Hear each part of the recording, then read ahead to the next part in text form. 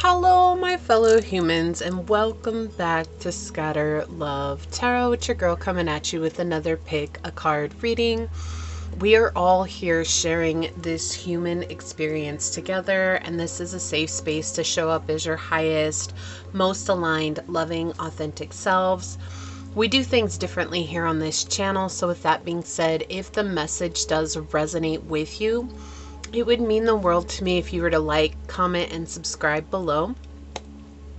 There may be triggering statements that do arise on the readings themselves. There is no obligation to force it to fit. And keeping in mind that triggers themselves are a beautiful blueprint for us to deepen our healing journey. If you are interested in supporting the channel further, you will find everything you need in the description box below. With that being said, today we are going into your reputation right now. So what is your reputation right now? I'm going to be using the Wild Unknown Animal Spirit Oracle by Kim Kranz. Such a great deck to dig into these more personal questions about your energy and where you're at. A wonderful deck, also a wonderful collection to have to add if you yourself are a collector, okay? Just my own personal opinion, thought I'd share that out there. But let's go ahead and open with your prayer and we'll get this underway today. All right. And you guys may hear some background noise. There's really nothing I can do about it, but just putting it out there. So it's a beautiful day. I also have the windows open. It is absolutely stunning here where I am, and I'm so grateful for that. And I hope that you are all getting an opportunity, whether it's hot, cold, or somewhere in between, able to enjoy the weather where you're at. Sometimes it is miserable when it's not comfortable for us, but also can we find peace in the discomfort? And weather is a great way to practice that. So I guess there's a message coming through for sure. My beloved source, this prayer is for any and all who come onto this reading, whether it's for the entire time or for a moment's time. No matter how we are seen by other people, no matter what our reputation is out there in the world, that ultimately that's not the reality of who we are. We're so much more intricate than a few words. We're so much more profound than someone's idea of what they think we are. We are so much more complex than anything that we may be able to present, whether that's in a short amount of time or even in a lot of time. There's just no possible way that anyone could get to know us that deeply without spending an exorbitant amount of time with us. And even still, because we're learning ourselves, the reality is that no one could truly ever know us because we're still learning ourselves as we step along this journey. And that's a beautiful thing. And it helps keep us in check that while it's always fun to do these readings and to just kind of tap in, is my intuition telling me I have this standing or that I'm being seen this way by people? Ultimately, it's not something that should ever affect how we continue or not continue to show up in our lives. That the main thing is for us to decipher and determine what is it that feels most aligned and resonant for myself in how I want to present myself each and every day moving forward. And knowing that when we step into that energy and that light, that is us truly living from our heart space and from the glory that is unconditional love that resides within each of us. And I ask that you help assist us all on this path of self-discovery. As these words are spoken today upon this tribe and onto this reading, so shall they be. Amen. Aho, Ase. Thank you, my beloved source. Thank you. So let me get this set up over here. All right, move this out of the way. Okay, let's give this a quick shuffle. What is your reputation right now? And I did do a daily reading for this one because it came out as a channeled message, and I kept feeling like later I should do a pick a card, and that's why we're doing this today. So sometimes these questions will come up for just a daily reading, and it's just someone who needs an additional pick-me-up or a look into where they're at in their lives right now, or there may be a deeper message that's coming out that someone needs to hear. And the same is true for even the pick a cards, remembering that they're fun to look into, but there may also be deeper messages that come out on these readings, because sometimes we wouldn't otherwise click on it. Look, I've been there too, watching other readers. I don't really watch too many readers now that I'm my own reader, but I remember when I first started watching tarot, like sometimes I wouldn't click on a reading unless it was something that boosted my ego. And again, there's nothing wrong with that. There's nothing wrong with getting that additional, just positive message to help move us along. Or even if it wasn't, just the curiosity of it would lead me to it. And I would oftentimes get a much deeper message that really resonated with me. And so I feel like keeping an open heart today is incredibly vital. And that's something that Source is bringing through right away. And finding comfort in the discomfort is a powerful place for us to be. Wow, okay. All right, so what is your reputation right now, pile number 1? What animal oracle card will help us better understand this today, Source? Pile number 1.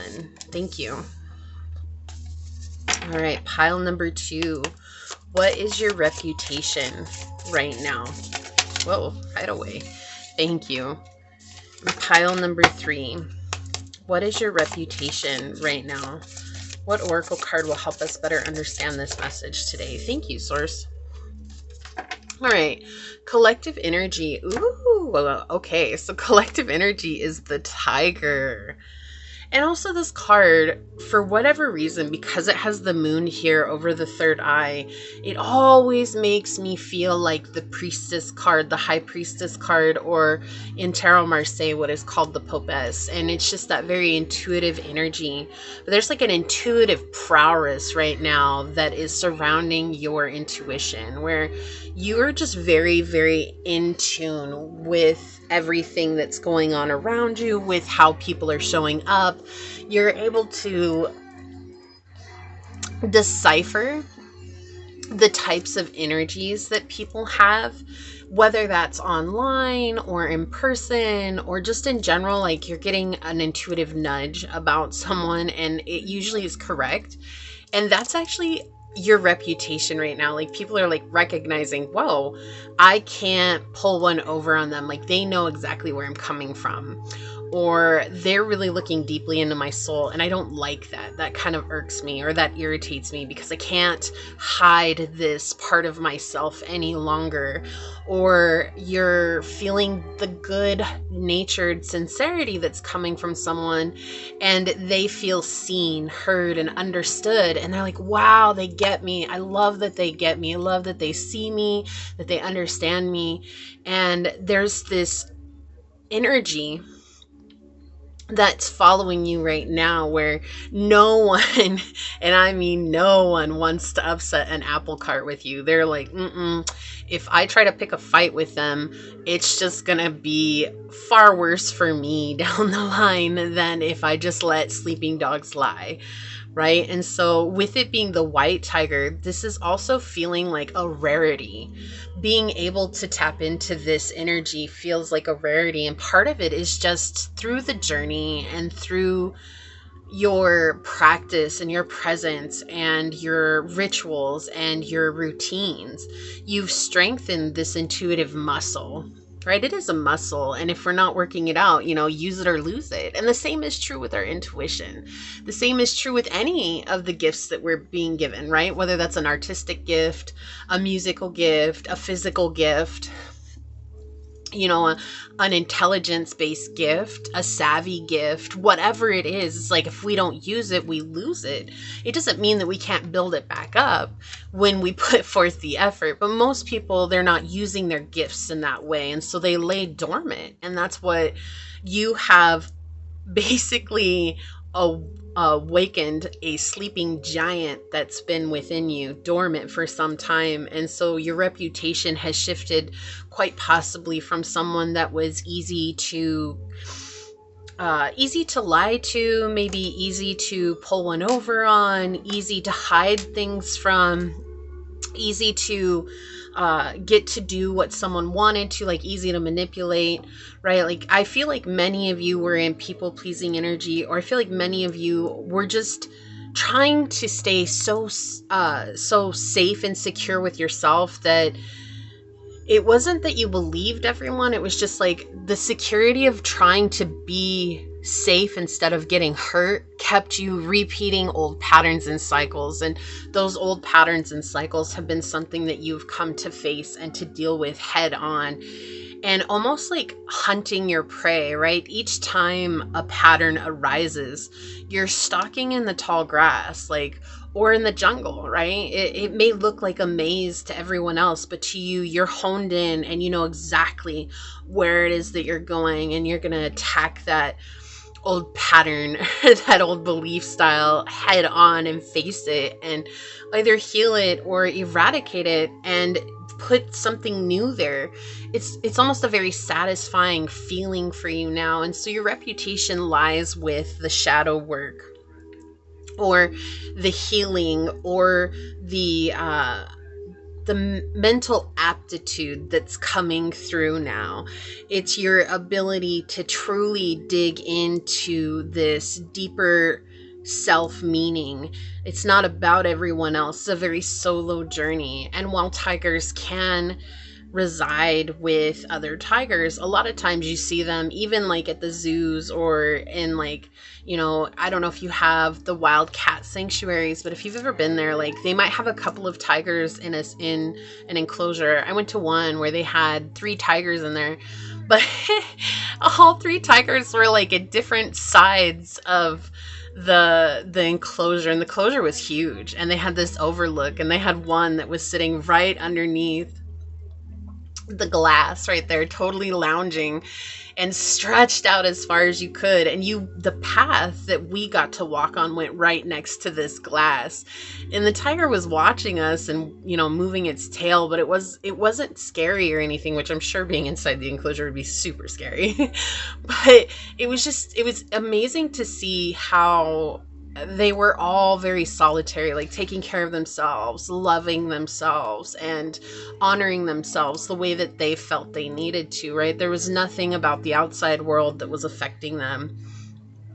And tigers, oftentimes, they might have, I don't know what you would call that. I don't think it's called a litter. Excuse me, I don't know all the scientific terms, but I feel like they might have a group of other tigers they're with, but a lot of times they do a lot of solo things, and that's what I'm getting from this, a very solo journey. It's like you're this force not to be reckoned with, or to be reckoned with, right? So let's see what Tiger says in the book. And we have the fire energy here.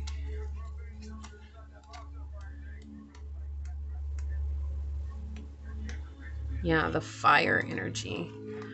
Okay, Tiger says, a lunar force, ease in the darkness. Wasn't I saying that? Like the shadow work.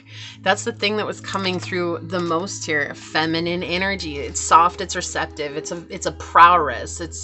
It's not something that is, it can be scary, but it's only scary once it's been awakened, and it needs to be tapped into for that, right? It says the tiger hunts at night, at one with the silence. That's why I was getting that solitude energy.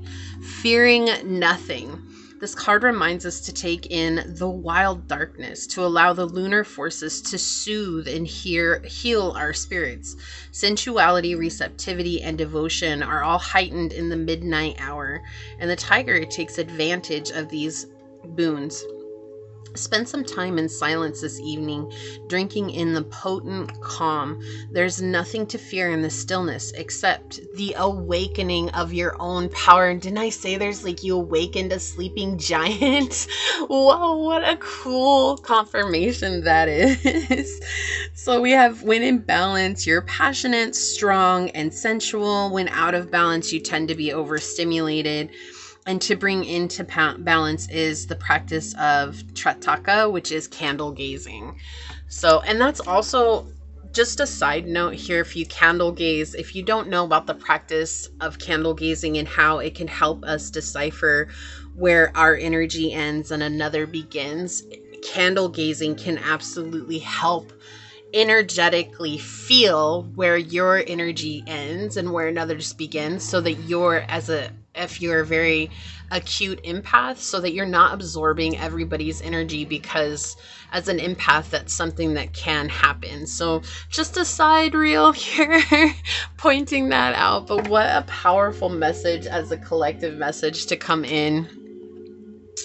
All right, so let me get these set up here, and I'm really excited for this reading. I feel like the last reading I did, if you didn't catch it, is your intuition has something to share with you. I loved it. It was a lot of fun doing that message. It was just really intense and a really long reading. So be forewarned if you feel called to it, that it is a long reading, but it was very, very in-depth. And yeah, so I needed something that was a little bit lighter and more fun to come into today. So perfect. For pile number 1, I love how I rolled these, and we got the first house out for pile 1 here on this dice.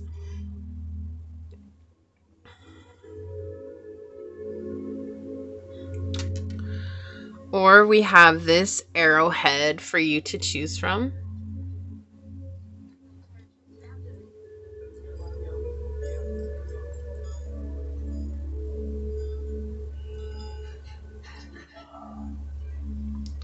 Okay.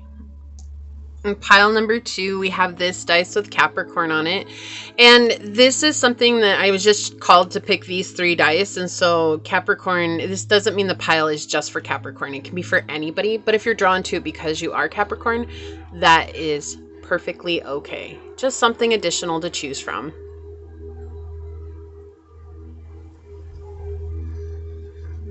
Or we have this piece of carnelian for you to choose from.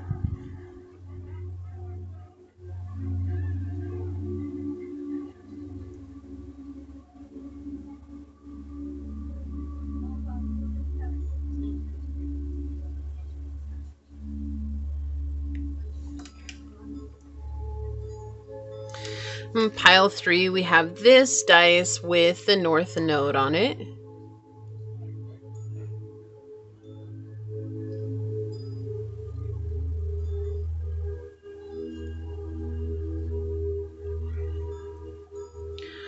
Or we have this adorable little clamshell to choose from.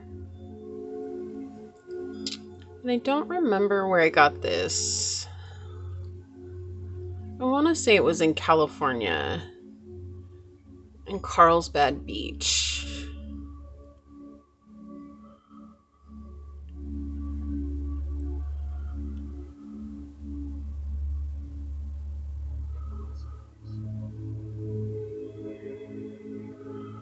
Okay. So we pile 1, pile 2, and pile 3. Whichever pile you feel called to, that should be the one for you. And I will see you over there. Hello, my fellow human. If you were drawn to this dice with the first house on it, or perhaps you were called to this arrowhead,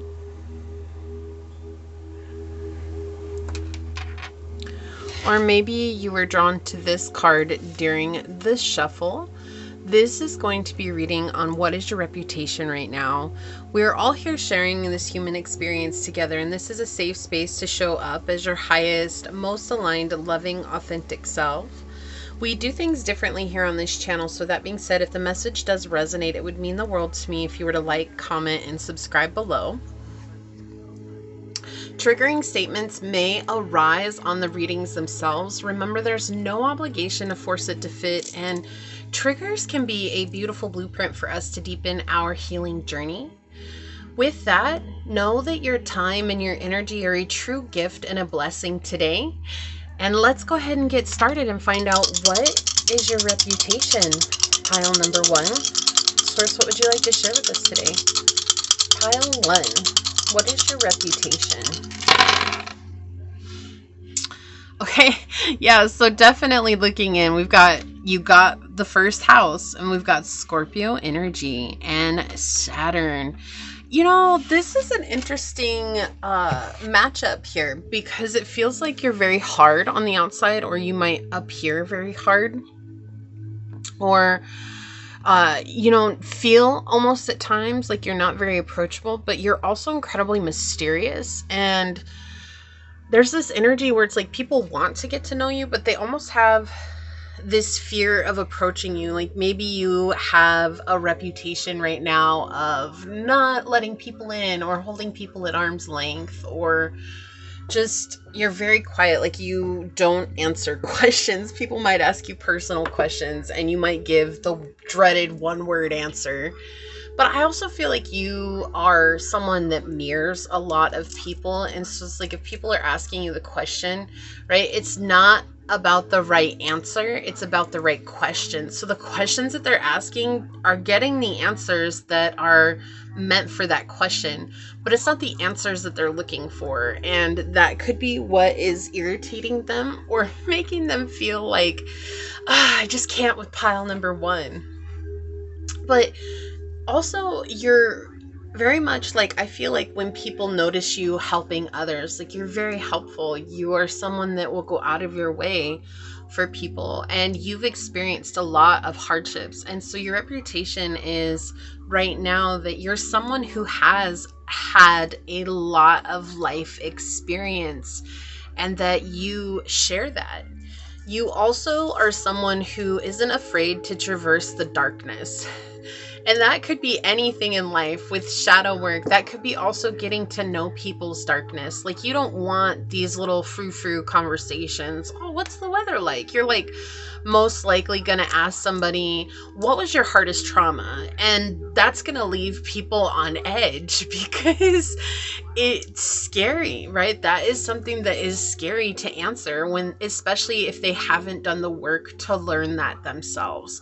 But I feel like that's why oftentimes people feel scared to approach you, because you might talk about subjects or you ask questions like that they don't know how to answer, and thus they don't know how to connect with you the way that they, and I'm going to use connect loosely here, the way that they connect with others, because it's a very shallow connection that most people are building with each other.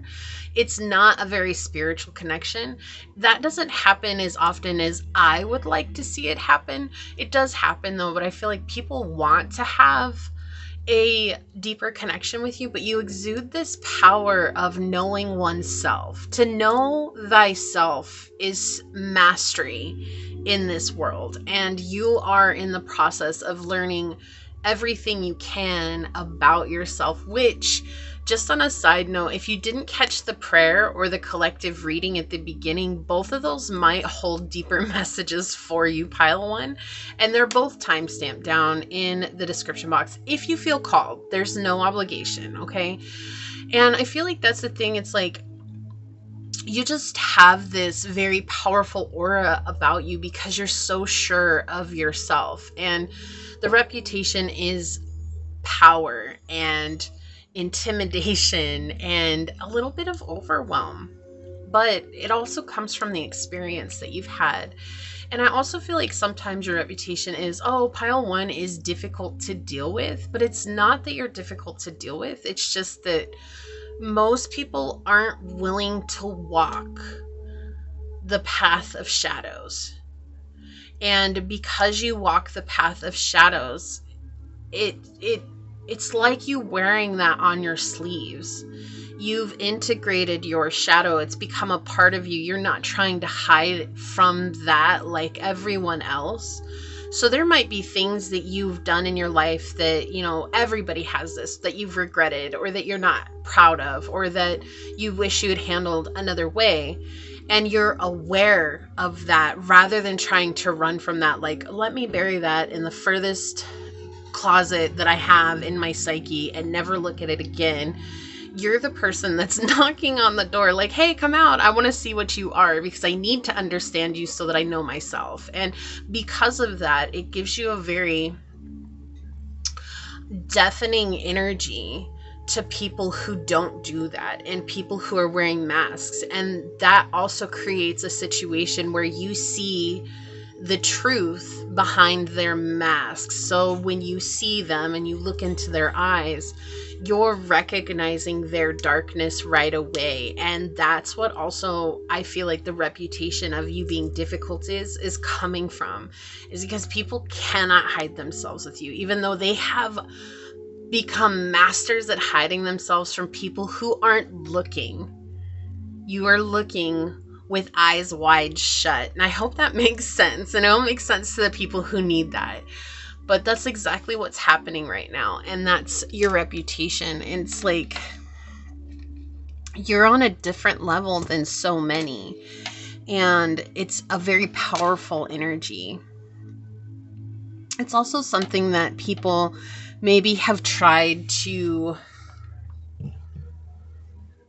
I do feel like people have tried to manipulate you, especially as you've grown. I feel like people have tried to figure out different ways to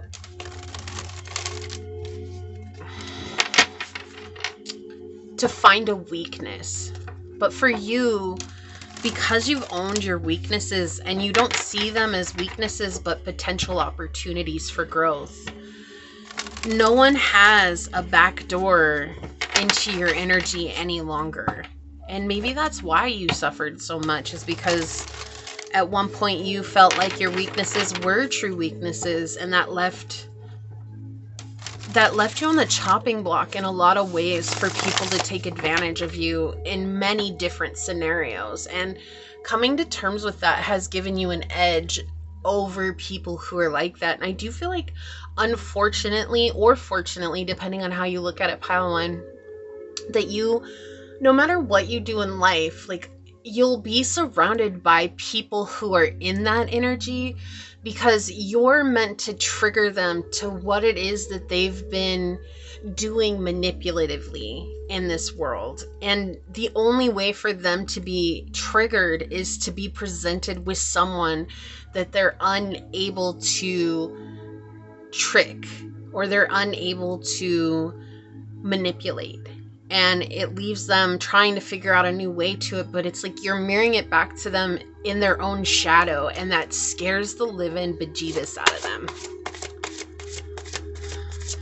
What is your reputation right now? So I do feel like you've walked much of your journey alone. Definitely in solitude. Definitely without a lot of people to talk to. And I feel like you've learned to enjoy your own company, and that's because you feel so fulfilled and complete right now, which the more you integrate the shadow, the more complete that we feel, which feels kind of like a conundrum when we first start the journey, no? And I also feel like when you do get a friend or someone that resonates with you, you keep them very close to your heart. Like, you don't share them with people. You don't tell people, oh, you know, you're not out here trying to spread news that, like, I've got this friend or whatever. Like, you might say, I have a friend, but you don't share information about them. You don't tell anybody their name. Like, you protect your friend like they're you. And I feel like if you have a friend like this in your life, they do the same with you, Pile 1. They protect you like that.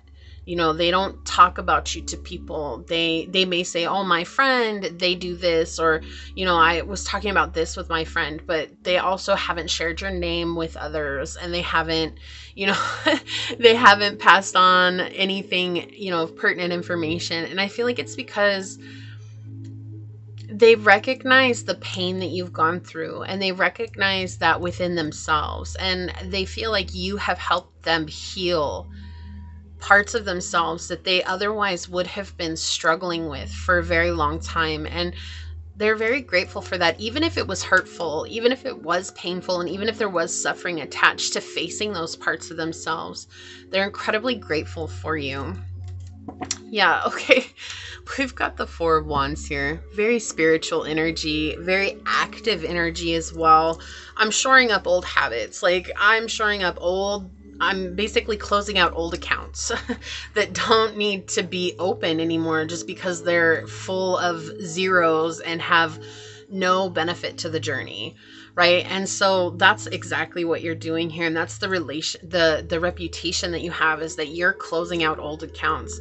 I am also getting that confirmation of there might be someone in your life that you both share very similar journeys, and you've become like this, maybe in a short amount of time, or maybe over a length, a long time.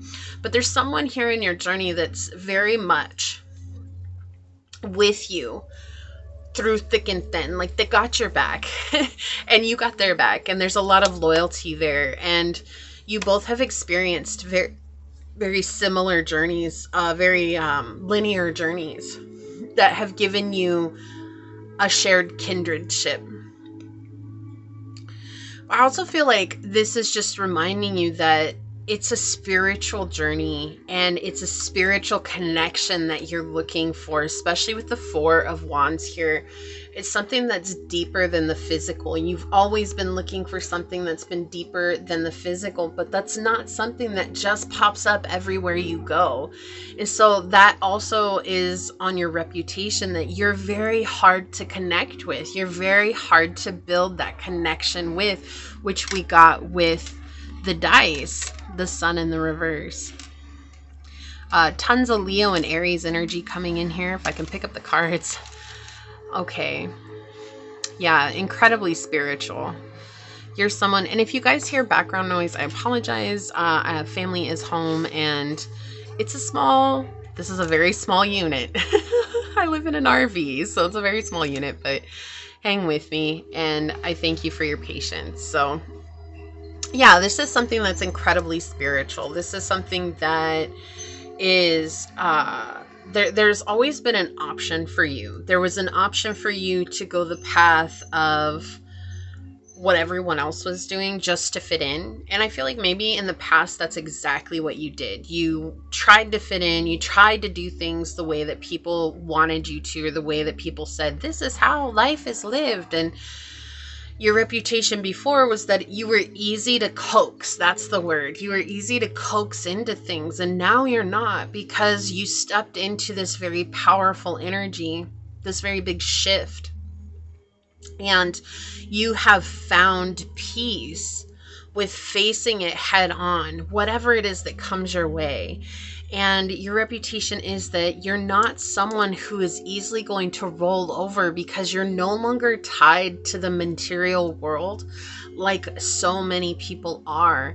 And you're also a leader, which we do see here, even with the Chariot and with the first house energy coming through here. You're helping to lead others to a deeper truth about themselves. So whether that's actively or just by being you, you are setting a path down. You're the one that's carving out this path, and others are following it, whether you're aware of it or not, because you are an inspiration, because they see how much you've overcome. And I feel like there's a lot of people who walk in silence behind you. Like, what I'm seeing is like a long line of people, and everybody has their hands clasped behind their backs, but everybody has their head down, focused on their steps in front of them. And while that may seem like a daunting vision, it's incredibly powerful, because you're the one that's chopping away at the overgrowth that is in front of you. You're the only one that's taking action, and everyone else is following in your footsteps. And so it might be a huge long line of people, but it may be affecting just people who are close to you, like that person who's a friend, or, people who've watched you overcome something very difficult here. We do also see that sometimes you may regress, because right now you're being asked to grow, okay? And again, regression is not a bad thing. Regression happens on our journey, and it's a part of our journey. And we need to stop acting like regression is such a bad thing, because it's the ebb and flow. Eventually regression will happen. But you found this place on your journey where you feel very encapsulated and safe and fulfilled. And at times, when you're being asked to push beyond the box, right? The box of where you've made it to on the journey, it's like, but this is safe. This is the safest I've felt in a long time. This is the most that I've felt at peace with myself in a long time. And I don't want to go beyond that. But the need to go beyond that is something that the soul is driving. And because of that being driven forward, sometimes your emotional ego, right? And we've talked about this plenty of times on this channel. So just a brief statement here is that we're not trying to eradicate the emotional ego. We're trying to begin working in tandem with the spirit and the emotional ego working together, which is what they were always meant to do. Okay, and so I've talked about that on many readings, and I just don't want to overdo it on yours here. So if you don't know what that means, that's okay. It'll make sense in time. But there's this regression where sometimes you're so focused on the spiritual journey, so focused on moving forward, but then you hit the ceiling, and the ceiling asks for more. But there's still so much comfort with where you've arrived at. It feels very heavenly. It feels very peaceful. It feels very even. And then there's this want to go back to finding stability, because to go beyond the ceiling means to step into a bit of chaos. And so I feel like your reputation revolves around a sense of chaos about you with the spiritual endeavors that you take. And with that, there's also for you, that was a message for you where sometimes there is this stepping back, wanting to go back to that piece of the heavenly. But the unfortunate thing is that you get a taste of what the next step can potentially bring into your life. And once you know, there's no amount of unknowing. And so you've moved away from being contained by the fear. And now it's just about taking one step forward. 1 second. Excuse me. Sneezes of confirmation. Let me grab a drink. Thank you to whoever just automatically said bless you. It was so loud in my ear. So thank you. But this energy of regression is something that you've had to go through. And so I feel like people also notice that times when you might appear stagnant on the journey, but your stagnancy is actually a moment of stillness before you burst through the ceiling. And so there's no need to take that as like, how dare you, I'm going backwards, or I can't believe that anyone would like regression in life. But the regression is where the stillness is. And I actually talked about this on another video too, is that it's the moment in between our exhale and our inhale. And that's sometimes what regression can be. It's that pause, which is actually motion. And I explained this on a different video. Maybe one of these days I'll start recording videos that you can go and check out and watch that aren't just tarot. So, you know, we'll get there when we get there. But it's something that I did talk about, and it was just a couple of videos ago. It was in the intro that I talked about this, and it was on one of the collective messages. And this energy is showing where people see your reputation as being this spiritual leader while also living what it is that you're talking about, or what it is that you're helping people overcome. You're the living, breathing embodiment of that spiritual journey. And that's why people aren't hesitant to follow you, because they see you leading by example. They feel the sincerity in your suffering. They feel the sincerity in your strength. They feel the sincerity in what you're showing them. They're not seeing it as, oh, this person is just trying to get something from it, or pile one is just trying to gain, you know, popularity or fame or money or anything like that. Like, people don't see it that way. They see you as being a very genuine type of energy. And that's what makes it so easy to follow you. And I feel like a lot of people would like to be closer to you, but that's not something that's just going to happen on a whim. You have to feel safe enough to let somebody in. And that is very difficult, because a lot of people do not provide that safe container for you, because you yourself have become that safe container. And through that growth, that is what it's like, this is my peace, and I'm not going to upset that for anybody. And so that's also tied to your reputation, is that people recognize that you're not going to upset your own apple cart just to please others. And that might have been, with the sun in reverse here, something that was happening at some point when you felt at that time you didn't have any other option or any other choice. We see the sun in the past position, right? And so the sun being in the past position, we see that was part of your past life, or the life you've lived up until now. It's not something that's happening currently, but there's no longer getting that energy from you because you've learned from it. So let's see what else comes out for you here. Wow, what a powerful message, pile one. Like, seriously. Okay. What is your reputation?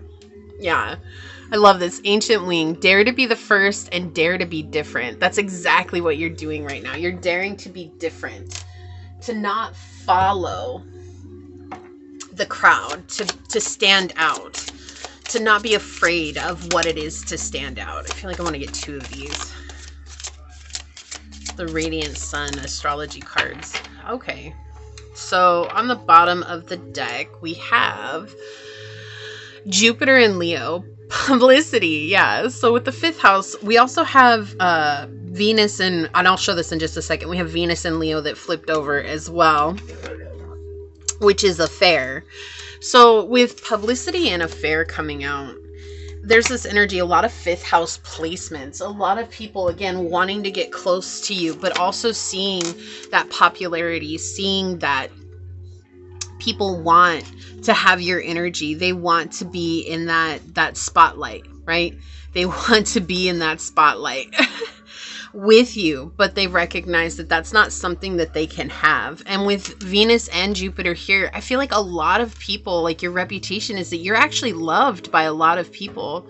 But there's something here that also feels very resistant for you, pile one, where it's like, maybe I know a lot of people like talking to me and they like hanging out with me, or they like to be around me, but am I really loved by that many people? I feel like you're not seeing just how, I don't want to say popular, because that's not the real word here that it feels like. This is like, I don't feel like you see just how admired and inspirational you are in the world. And so, you know, here you have Tierra, the Terra, which is like the earth, right? The earth outside.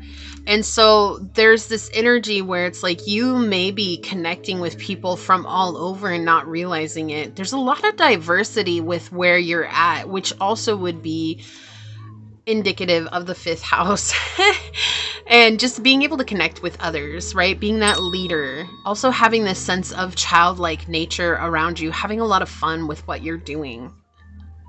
And I feel like you have this Leo energy that once was repressed within you. So you could have a very benefic 5th house, but this could have been something that was a repressed energy for you for a long time. And now it is something that is being unearthed along your journey as you find more confidence and self-assurance with your journey and with who you are, right? Again, discovery, self-discovery.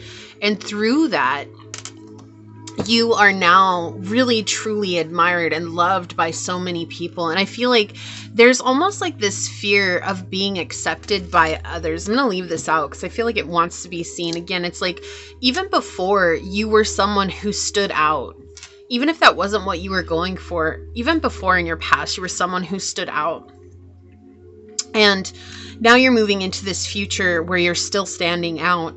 But I feel like a lot of people that were very cruel to you understood your potential, and they made you feel small or worthless or like you weren't enough, because people saw your ability to influence others in a very clear way, without having to put forth any effort. Just simply by being you, you influence others in a very dramatic and powerful way. And that is very scary to a lot of people, especially people who want to be in recognizable situations in their life. And if they're unable to get there because they themselves don't have that ability, the capacity, the drive, right? They just expect it to happen. they're going to fight tooth and nail for someone that they might know to stay small because they feel small. And again, that is always a mirror back to us, right? So you're definitely mirroring back to others as well. Aquarius, yeah, you're very original. There's something about you, right? You're the way shower, the path carver. You are the leader of the pack with originality, philanthropy, and progressive imaginings. We also have a lot of Leo energy out here, and Leo and Aquarius are the opposites on the zodiac wheel. So it's almost like opposites attract, but it's also this energy of that's where the balance is coming from. This erratic energy matched and paired with confidence. I'm not afraid to be weird anymore. I'm not afraid to stand out for being weird. So whether that's spirituality, a quirky personality, or saying random things that might or might not make people laugh, but they definitely make you laugh. You know, these types of things, like you're very assured in how you're approaching life. You're not worried about what everyone else is thinking. That's definitely in your reputation. Yeah, with Peacock Spirit here coming through, let it shine. You're standing out, right? You're loud and proud. And I love that energy, and it's like living from your heart. And I feel like we said that earlier. I think we said that on your reading. I feel like it's this living from your heart space, right? Doing exactly what your heart wants. A very passionate type of energy moving forward, and a lot of balance. And there's been a lot of completions in your life, which has only made you expand your aura. Magic works through you. Yeah, with the scarab beetle spirit, there's something very etherical about your aura, and people are either in love with you or greatly triggered by you. But I will say this, pile number one, is that no matter what part or what is true for others, whether they're triggered by or they're inspired by you, everybody is watching you. Everybody. Okay, this is interesting. This card wants to come out, so I'm going to take it because it just slid out of the deck. We have vampire energy here. It makes you aware that someone or something is draining your life force, and the shadows depleting others for your psychic survival, chronic complaining, and codependency. So that's what I was saying. There's like a lot of cruel people that you've had to deal with. The suffering that you've endured, the hardships that you've gone through have been with psychic vampires or people who have tried to make you feel small, which we were talking about with the Leo energy here. People who saw your ability to shine bright, to stand out, right? And to take the world by soft force, because it's not loud. It's not like your aura is loud, but it's the way that you approach the world. It's a very gentle touch. It's like the brush of a breeze that actually changes the world, right? It's not the great tsunamis. It's not these great big accidents that are happening or uncontrolled circumstances that are happening. You're very aware of yourself, and that's what makes it so gentle. And people have seen you face these energetic vampires in a very elegant and grounded way, and that's what also gives them inspiration to do that on their own. Yeah, pioneer. I'm not even surprised that this came out, because that's that way shower energy. Passion for doing and creating what has not been done before. Exactly. The light bulb. You're the light bulb. But see, again, this idea of living from your heart. Living from your heart. Like it's, look, even here, the heart space. You are ruled by your heart space. This very passionate place. The shadow is compulsive need to keep moving on. Yeah, so you found this very gentle place to reside in with your path. A way to move forward, but also to keep things more compassionate and gentle than they would be if you were just constantly in masculine energy. You found a good balance between the masculine and the feminine. The midhaven. Mind your reputation. What a card to come out on this reading. You know, wouldn't surprise me if your midhaven was in Leo or in Aquarius, and that's not going to resonate with everyone, and that is a-okay. But again, it's like, this is your reputation. This is how you're appearing to people right now. This is what people are seeing. More importantly, pile number one, this is what people are feeling from you, because it's more than what they're seeing with their physical eyes. This is what people are observing energetically on a very soul level. You're reminding them of their own internal power, which is good for some, and for others, it just sets them on edge, and that's okay. You're not here to be liked by everyone. You're not here to be accepted by everyone.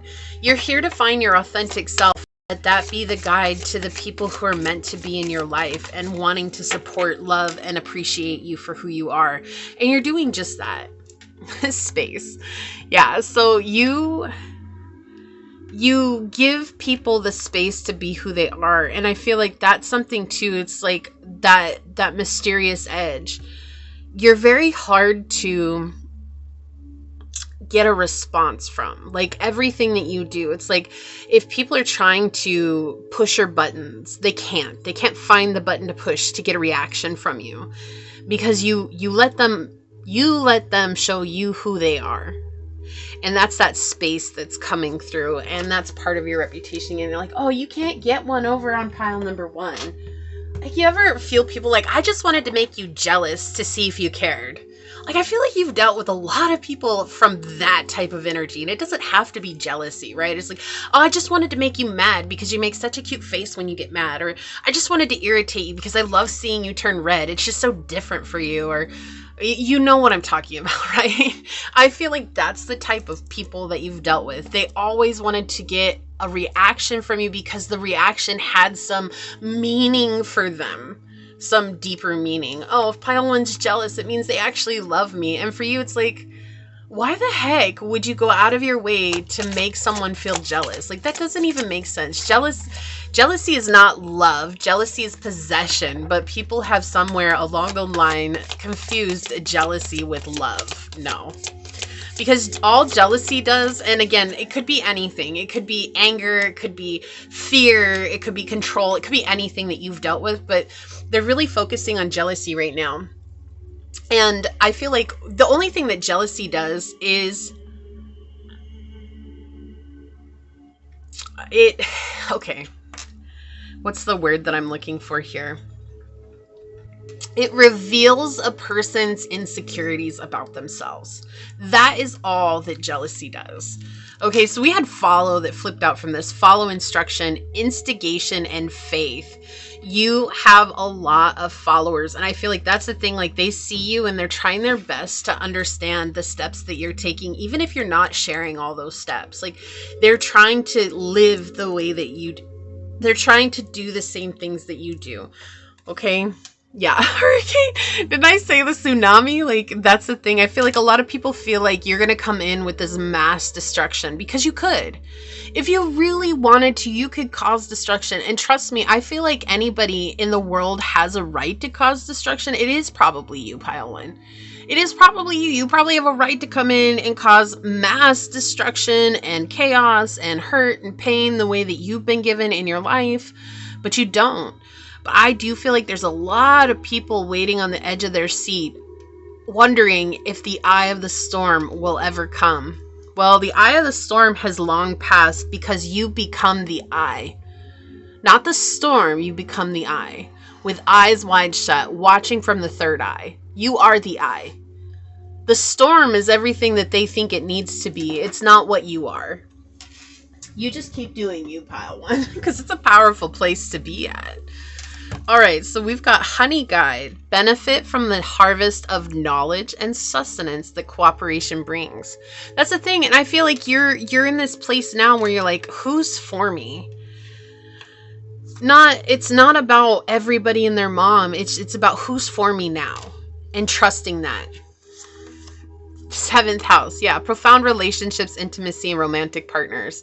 So the thing is that you have somebody in your life. If not a group of people, it could be a group of people, it could be one or two, it doesn't matter. I do feel like you have at least one person, or you will have at least one person in your life that is going to protect you the way you protect yourself. They're awe of who you are, and they just appreciate you so much. And so your reputation, again, it's like for someone to get that close to you is a rare occurrence indeed. Why? Because you're a warrior. Strength, skill, discipline, and toughness of will. Heroism, stoicism totally makes sense. You're a very stoic person. And self-sacrificing and conquering the ego, right? You're not out here trying to be right. You're not out here trying to prove everybody wrong. It's just show me who you are, and then I will decide accordingly. I don't have to prove myself. I don't have to make myself be seen.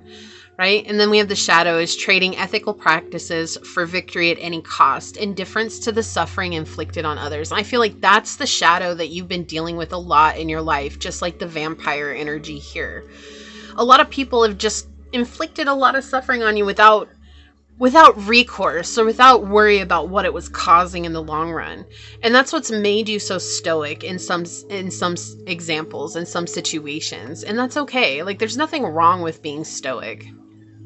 I think some people think it's a terrible thing, don't be stoic, but it just means that when you're in public situations, you're just not out here showing all your cards on the table, and we don't need to. But I also feel like when you're in a safe space, in a safe environment, you let your true colors be seen. You let all your cards be seen when it's yourself or when it's this friend, because they've created that safe space for you. Juno, find your true love. So this could be someone that you're going to be building a romantic relationship with. But again, true love doesn't have to be romance. Everybody's like, oh, my true love. But you know what? You could have a true love that's a best friend. You could have a true love that's family, right? We need to stop looking at true love being only romantic, because it doesn't have to be just romantic. The 7th house is open up to all interpersonal relationships. Yeah, having faith. Didn't we have a... Yeah, faith, follow. See, you're giving faith back to the world, and that's part of your reputation. That's what makes it so spiritual, because you're tapping into a deeper faith. You've learned to trust the faith. Why? Because you've been threatened by a lot of people. We have feud, natural enemy, deadly threat. Yeah, you've been threatened by a lot of people, but it's funny, because the truth is that while they've taken that out on you, the truth is that they felt threatened by you, and they felt like they needed to lash out. So I feel like you grew up in a lot of poisonous, toxic situations, and that is what has given you this Saturnian energy of understanding what it is to suffer, but what it is to learn from that suffering as well, and what it means with the Scorpio energy here to re-empower yourself through those trials. So this one wanted to be moved to the back, which is so synchronistic, because not only do we have the snake up here in this center circle here, right, surrounded by the stars, we have the sun in Leo. So much Leo. Again, a fifth house card. All of your cards from this deck were 5th house. So you could also have your part of fortune in Leo as well, but we have the sun in Leo with fortune. You have a ton of Leo placements in your chart. Leo in the 5th house. You'd have Leo in the 9th house. You could have Venus in Leo, Mercury in Leo, Saturn in Leo. Okay, so these are some things that are coming through here for sure. I'm hearing 1st house Leo as well, or 1st house fire, Aries, Leo, Sag energy here. But you're a very fortunate person now, and it's like you've had to learn how to traverse this worldly life. Again, coming back, tying it all back into the sun, the card we started with the sun here, the sun, right? Coming back and learning how to shine your light without interference from others. And this is where your reputation is right now. What an intense reading. I was hoping that this was going to be a little bit shorter than the other ones, but there was so much information that came out. I didn't want to cut it short for you. Okay, so we're going to take a look at this card. I'm going to read this from the book. Otter. This makes me think of the otter card from the one that the peacock came from, and it's never alone, right? And the otters are hugging each other. It looks like a cute little heart, and that's what it feels like. Like you're gonna have a playmate, someone that you can have fun with, someone that you can connect with, and I feel like that's where it really is for you. It's not about the seriousness of life that so many people live from. I feel like a lot of people see you as this very serious person, and your reputation is being very serious, but at your heart, you're a big kid at heart. You just love to have fun. You love to joke. What I was saying, like, you like to say things that make people laugh, and sometimes people don't because it goes way over their heads, but you're over there cracking up. Like, you say it and you're like, that was so funny, if I do say so myself. But I feel like you're just a big kid at heart, and a lot of people don't get to see this part of you. And I feel like for this card to come out for you, a lot of, and if you see here, it's like looking at it through the eye, this small frame here. The world has pegged you as this very serious spiritual journeyer, and there's only a finite amount of people who know your true essence as being this fun, happy-go-lucky, silly person. But it's only the people who matter, and that's all it ever needed to be. It doesn't need to be the whole world seeing this side of you. It only needs the people you feel comfortable with. And that's something that feels very natural to you now, is finding people who that resonates with. So we do have unobstructed joy, playfulness, contentment. Perhaps the most joyful creature within the animal spirit deck, the otter, represents absolute bliss. Otter energy is the playfulness of a child available to us at any age. And the 5th house also talks about inner child as well. They have the giddiness and reverence for life itself without the presence of doubt, worry, or skepticism. Imagine yourself with a little more otter energy. What would life look like? What would it take to bring you there? The otter card begs these questions and wants to transport us to that precious place as soon as possible. The celebration awaits. When in balance, you're full of love and you need nothing. And that's exactly where you're at. Like, you're all full of love and you need nothing. And I think that's a scary place to be for a lot of people who are constantly looking to fill some void in their life, right? You instead are happy in the space. When out of balance, you can tend to be gloomy. You might sigh a lot or make silly excuses. To bring into balance, have a dance party or a celebration. So very powerful reputation, very powerful energy about you as well, pile number 1. So I feel like people are just very stuck in this idea that you need to fit into their cookie cutter version of life, and that is the last place you belong. So you're carving out your own cookie cutter version of what life is. And without knowing, there are so many people who are seeing that as their own ticket to freedom. And they're also following that example. So keep shining your light, because you are a beautiful, magnificent individual. And the world would be a better place if more people were like you. And that is something that we need. So never ever for a second think that you don't belong, because you absolutely do belong here. Even if you feel like you stand out, I can promise you, you're standing out in a very powerful, amazing way. Okay? So this is what I see here for you today.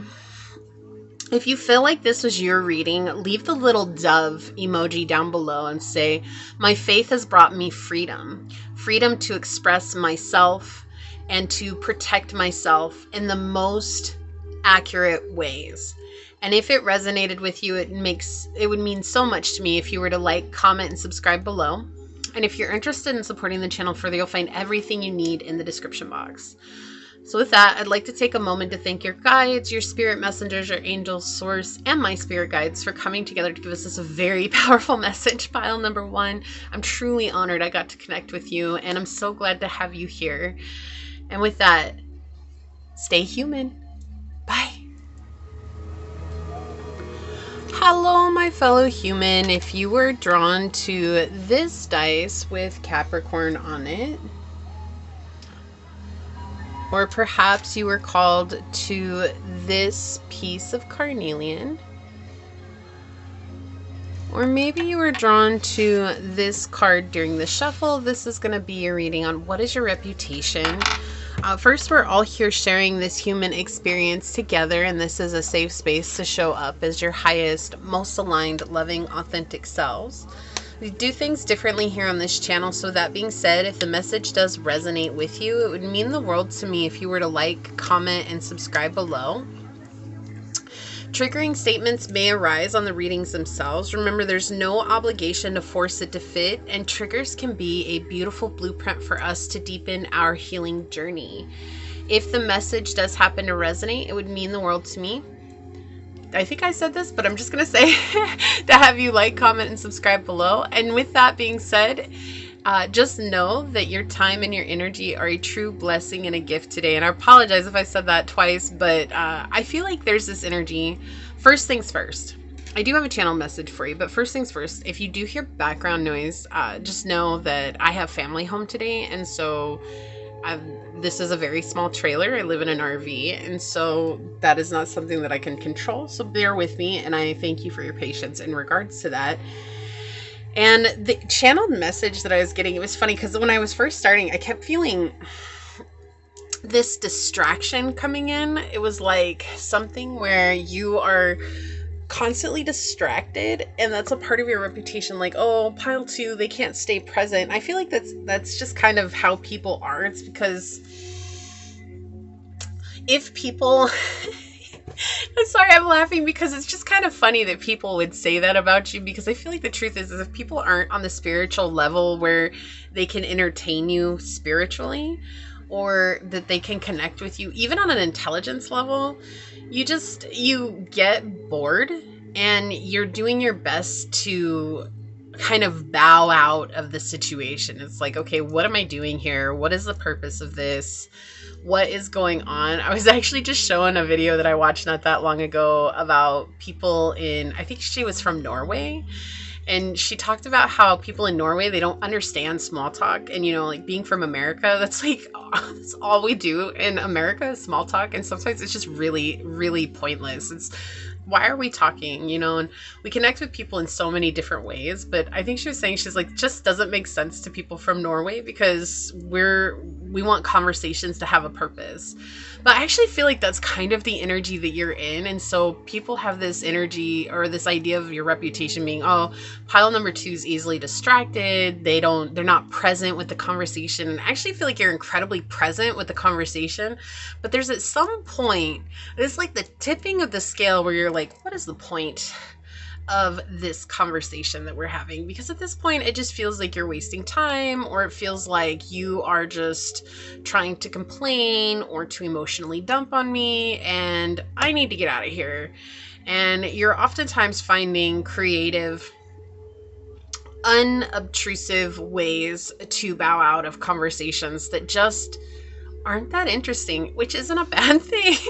I just feel like you have been in situations where people will talk to you for 2, 3, 4, 5 hours, and there's nothing from the conversation. It's just a whole lot of fluff. There's no real connection to it. There's just a lot of dumping and emotional, what is it?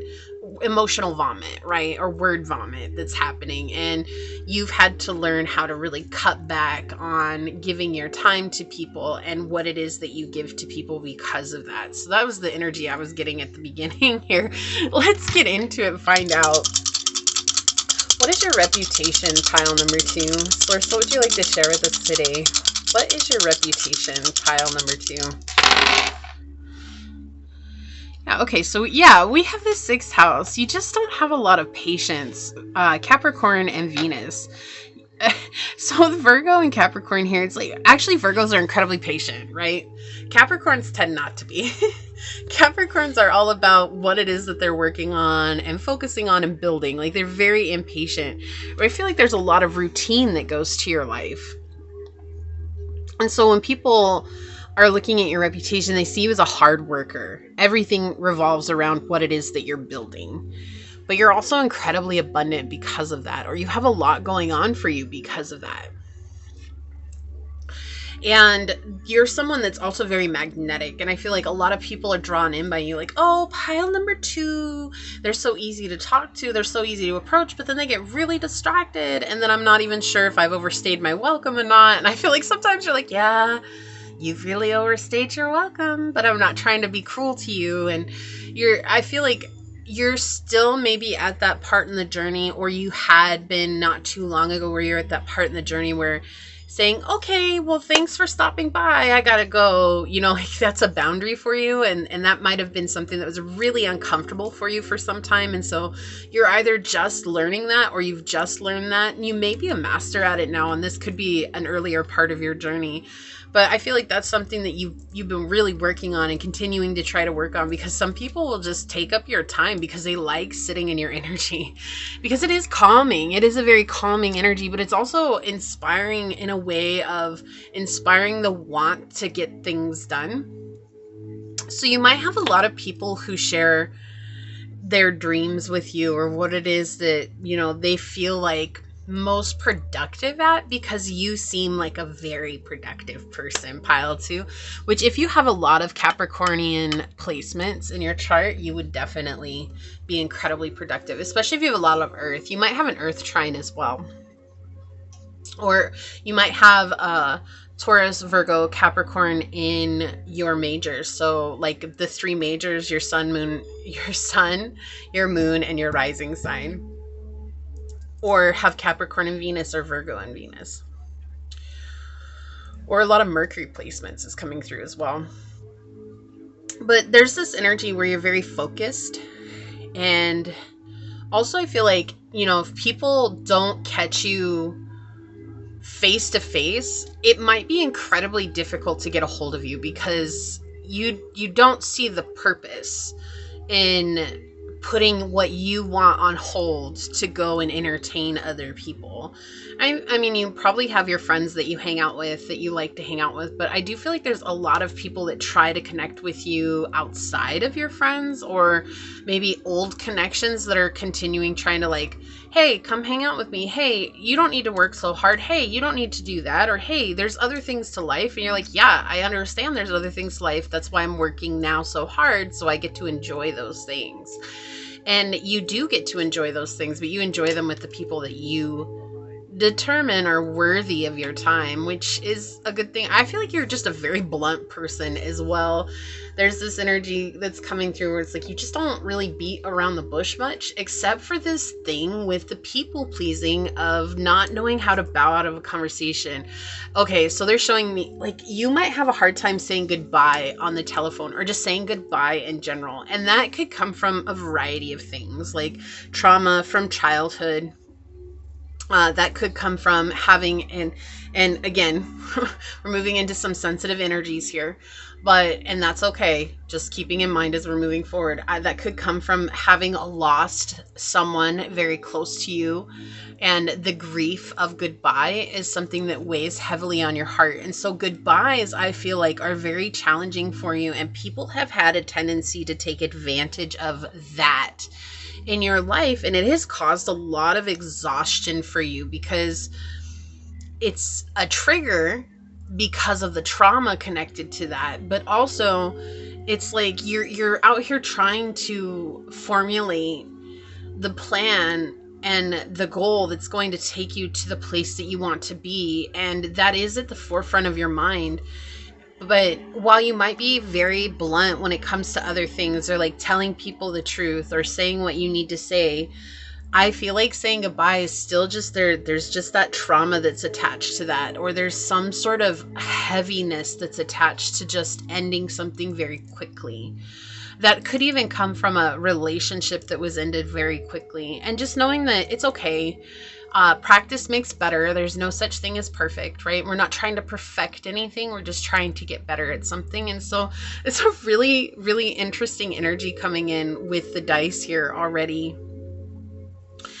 Also, I'm getting this energy that you're just someone who's you're pretty chill. Like, I feel like you're very laid back for the most part, like you're very blunt, but you're very laid back. And that's something that is your reputation. Like, oh, pile number 2, they're really laid back. So people who like to hang out with you, who've gotten to hang out with you, have definitely felt that chill, all-inclusive energy from you. And that could be I feel like coworkers really kind of bug you. Quit bugging. That's what I heard right now. Quit bugging. Like, I feel like your coworkers are always trying to step over into the friendship line, and you're just not. You're like, no, work is work. Like, it's not that you're against making a friend from work, but it's just like most of the people at work you just don't want to get close to like that. Like, I really feel that. I really feel that. It's interesting. Okay. Let's get some tarot out. Let's see what else comes in the tarot. The dice are just kind of like very interesting. Just very interesting. Never know the energies that are going to come in on these readings, so that's why I think they're fun.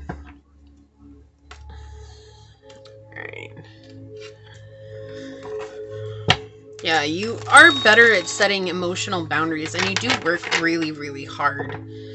I also feel like a lot of people believe that you're driven by greed, like you want financial stability or you want financial freedom. I feel like a lot of people see that as being driven by greed. And the truth is that the drive behind it is comfortability. That's something that's coming in.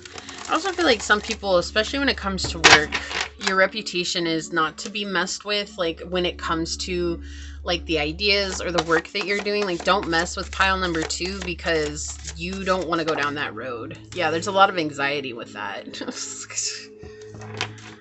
That's what I was saying. I feel like you're very blunt, especially when it comes to things you're building. Yeah. Okay. What's your reputation, pile number 2? Let's get them out and then we'll talk about it.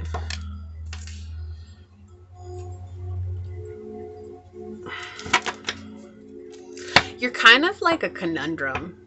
You know, you kind of like have opposing energies, but it works for some reason.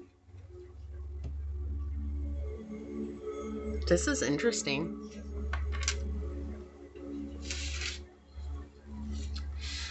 Yeah, this is interesting energy coming in here. Like your reputation is that you create anxiety for others.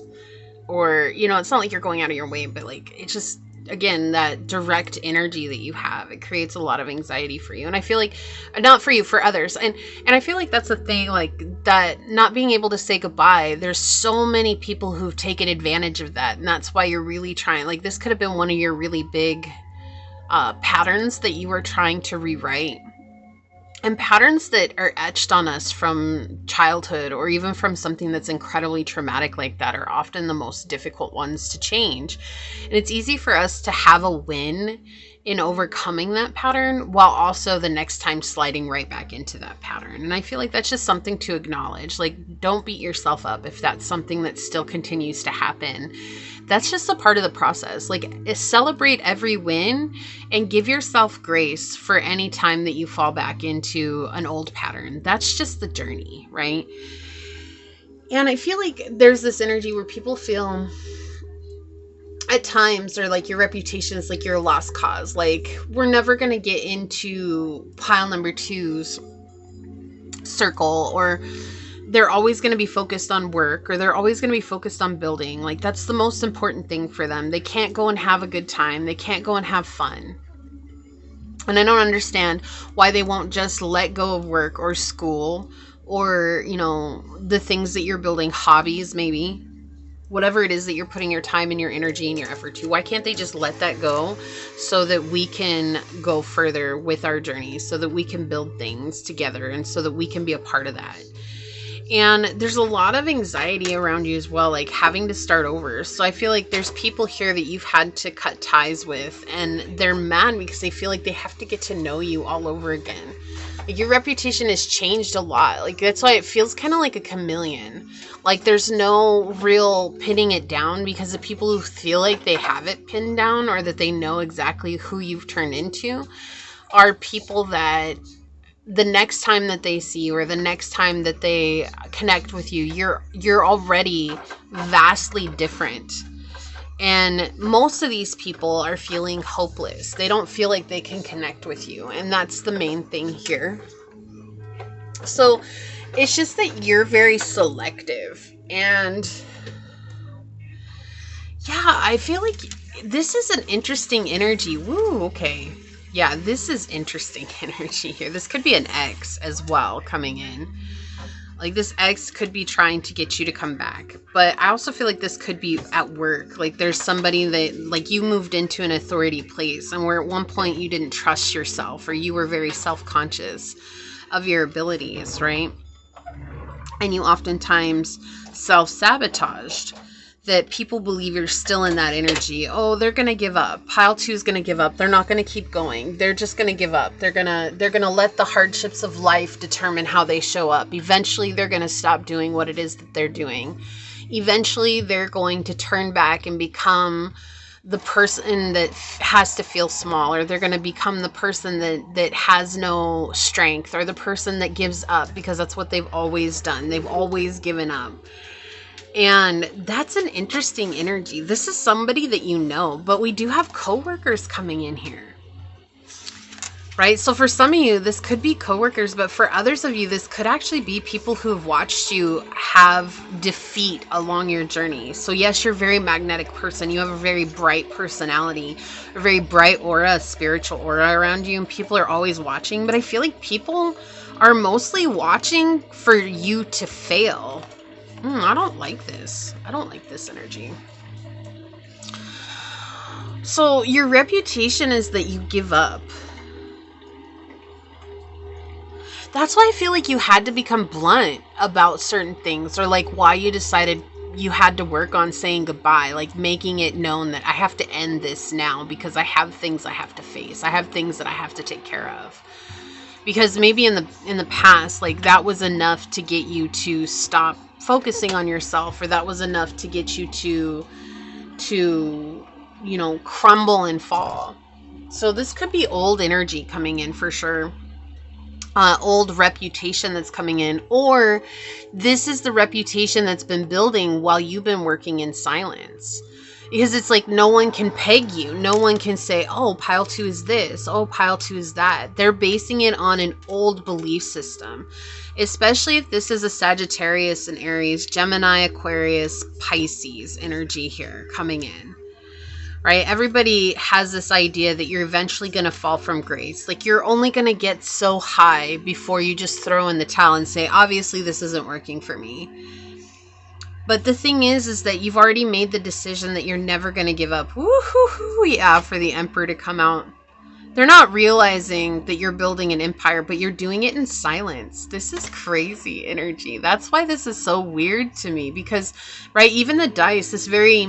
It's almost like I can't pin it down what this is coming in, but it's just how people are viewing you right now, that you are someone who's easy to give up. And maybe that was who you were in the past, right? That's why I'm saying it's like there's something here where you were easily distracted, or you know, those people, maybe you were one of those people that tried a whole bunch of things, but you never followed through with something. And a lot of people were aware of that, which also could be the, your daily tasks, right? The daily tasks. But I feel like the thing is here is that you have a daily routine that you've found and you've stuck to for a long time, and it's slowly building into something massive that, you know, you're going to step out into this leadership. So this is you moving in silence right now. And that's why there's a very odd reputation about you. And again, it's nothing to take personal. If that's what they want to think, cool. But at the end of the day, your success is going to show them. But I do feel like they have thought along the way that you're some lost cause. So maybe they do feel like you're full of anxiety, or that you're always starting again. You're always having to start something, and you always believe that this something is going to take you to the next level. That you have a problem with authority and you can't work well with others, and that you're your own worst enemy. And this is something that was in the past for you. So it makes sense now. I just feel like you've been walking in silence for a really long time.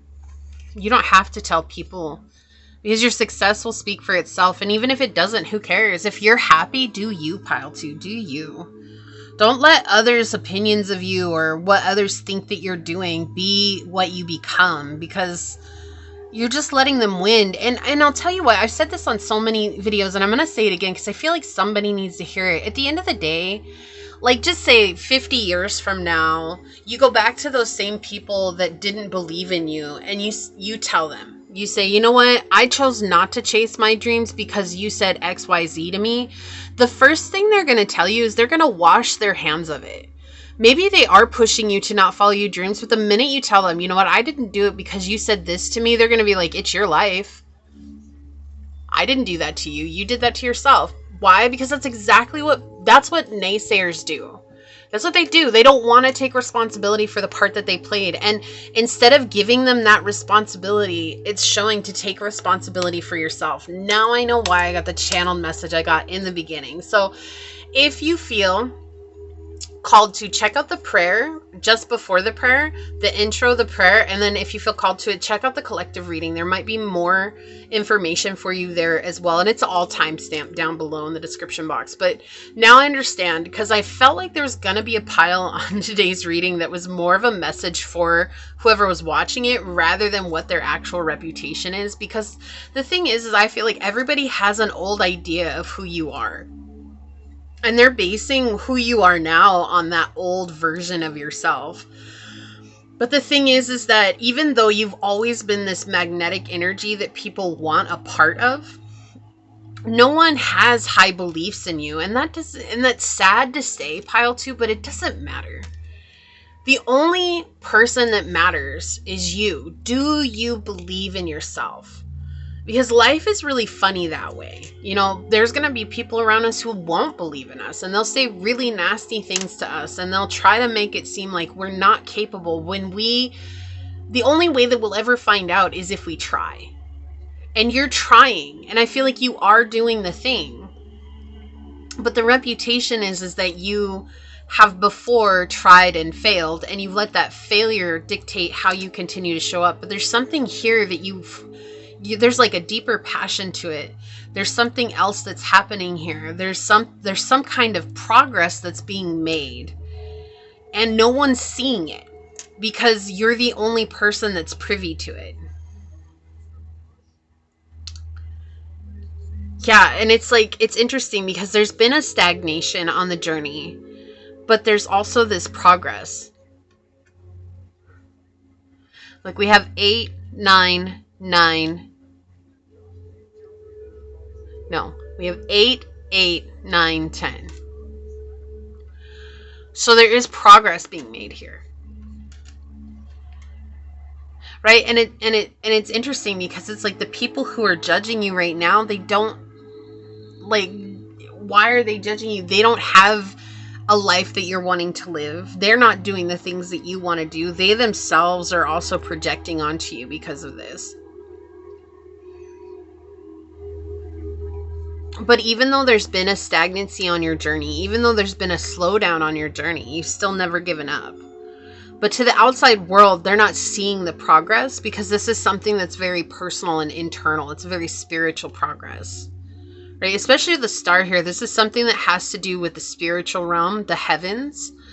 So the spiritual realm is the one that's taking care of this right now.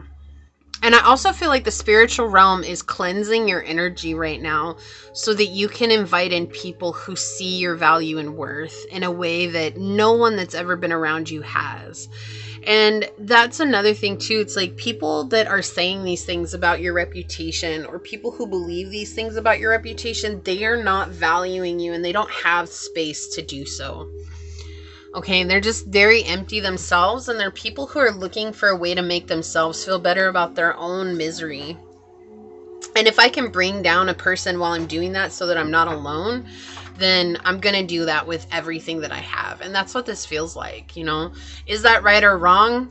I mean, ultimately, at the end of the day, it doesn't matter if we label it right or wrong, because people are going to be people and they're going to do what they're going to do. So instead of trying to find a label to give it, just understand it's for me to take responsibility for myself. And I'm going to prove it to myself, not to them. Don't ever try to prove it to others, because at the end of the day, that loses its luster after a while, and it will be a reason for us to throw in the towel because it's just not worth it. I've been there. I've tried that many times on my journey. I've talked to a lot of clients who've done that as well. Well, I'm going to prove everybody wrong. But at the end of the day, that resentment, it dies because you recognize it's like there was never any point to try to show these people that they were wrong. Because what does that matter? It doesn't. Because even if you were tomorrow to get everything that you said you were going to get, pile 2, they would still find some fault with you. They would still find some way to make you feel worthless. They would still find some way to put you down. So what does it matter if you're trying to prove it to them? When ultimately there's nothing you can do to make them see your value because they don't have the capacity to see that. They don't have the ability to recognize you as someone that's worthy of being loved because they don't see that within themselves. All they see is a reason to lash out at someone else. All they see is a reason to bring someone down to their own miserable light. Okay, their own miserable self, their own miserable energy. They don't want to have to lift someone up because lifting someone up makes them feel insecure. It makes them feel like they're lacking, and they are. But they don't want to honor that, and they don't want to take accountability of that. That's not for us to make them see. So if you're going to do this and you want to be successful and take this journey for yourself, then do it for you. Because at the end of the day, pile 2, you are the only, and you will only ever be the only reason that you need to step forward on your journey. And being that person that's in your own corner is going to serve you so much more than trying to have these people who have no business being in your energy like that. Okay, so that's a really powerful message coming through. Let's see what else we can get for you today. What is your reputation, pile number 2? Okay. So we have 5th house energy coming in, but very telling. We have Leo, Mercury and Leo. Oh, I guess there's another card under here. Okay, so we'll look at that in just a second. We have Mercury and Leo with drama. So there's been a lot of people here who have caused drama. And I feel like a lot of people believe that you're someone who likes drama. I feel like you actually really detest drama. You can't stand it. Like, what the heck? Drama is everywhere in my life. Feels like everybody's trying to draw me into their drama. Right? And if you look at this lion, it's like a starved lion. It's very skinny. It looks very scraggly here. And I feel like it's just the way that things have played out. And it's like you're doing your best to let that part of you go. You're not feeding into that anymore. It's like when people are trying to trigger you, you're not feeding into that anymore. And that takes a lot of strength and courage to switch that pattern. We were talking about that at the beginning. And this might be another pattern where you've always felt like, especially with Leo energy, Leo is going to defend themselves no matter what. Like, that's just part of Leo. They can be very chill, but they're also, again, ruled by the lion. It's gonna roar when it feels backed into a corner. And that's why drama is the 5th house, right? It's this energy of like, I need to defend myself. I need to be loud. I need to make people understand who I am. But that's, sometimes moving in silence is the best gift that we can give to ourselves because we're starving the drama. We're saying, I'm not going to react anymore to this nonsense that you're bringing into my life. You're just trying to get a rise out of me. You're just trying to create difficulties in my life. And I'm just going to give that back to you because I don't want it. And I don't want it to be a part of my life. The other thing that we had here is Sun in Taurus with acquisition. Agreeing to find balance and agreeing to find self-love. And I feel like this is balancing out both the masculine and the feminine on your journey, right? This is about finding that place of self-worth, love, appreciation. This is something that Source, what I was feeling earlier, it feels like Source is cleansing you to bring you to people who see your worth and value. And this card is giving me that confirmation to bring you to people who see your worth and value. It's a very unique way of living, especially in this world, but being tied with the heart, feeling a heart-centric connection. And that's something that might be different and unique for you, but also incredibly powerful. We do have on the bottom of the deck, we have Jupiter in Taurus with status. Again, the idea of bringing people into your life. I also feel like you're about to be given a position that you've been working for. Leadership, a raise, a new job. This has to do with career energy. It feels like also it has to do with finances. Like things are panning out for you. Again, this idea, it's old fashioned. It's different. It's different, but it's old fashioned. It's not like you're doing something brand new. It's just you're going back to an old way of being, which is more in alignment with you. And it's resonating with you and with others. Isn't this interesting? Right, both second house, but look, you have this like dragon with the snake tail, and then you have these two snakes here, which is indicating a rebirth, a shedding of the old and coming into a more empowered state. Okay, also being clearly supported by source energy here, right? Finding what your heart wants and going in that direction, and then clearly getting in confirmation from source to take this step forward. But I also feel like the thing here is that there's no need for you to speak on what direction you're taking with people who have shown that they don't care. They just don't care. They don't have the capacity to care. And that's okay. That's okay. They don't need to care about you that way. But also, there doesn't need to be a door that invites them in to give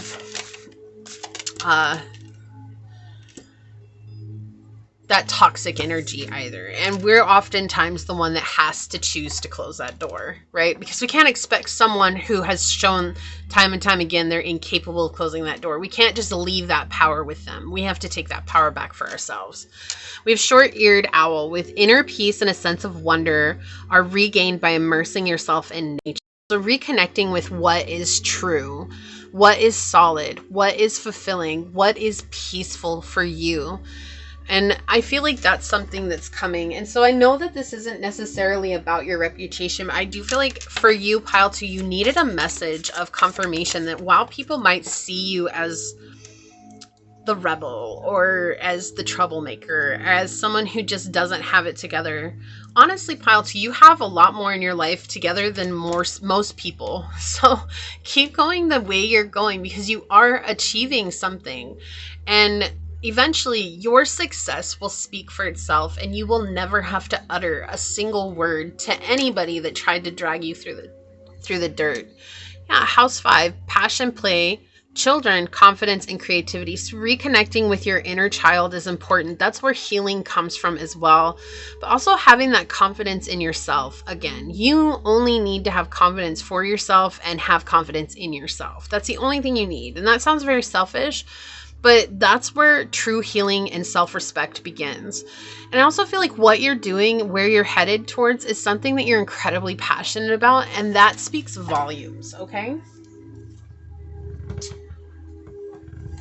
I didn't realize that these messages are going to be so deep today. I was trying to do this for something that was play and fun and light, and no, here we are. I should never expect anything less than just have an open heart walking into these, because there's, I just never know where source is going to take me.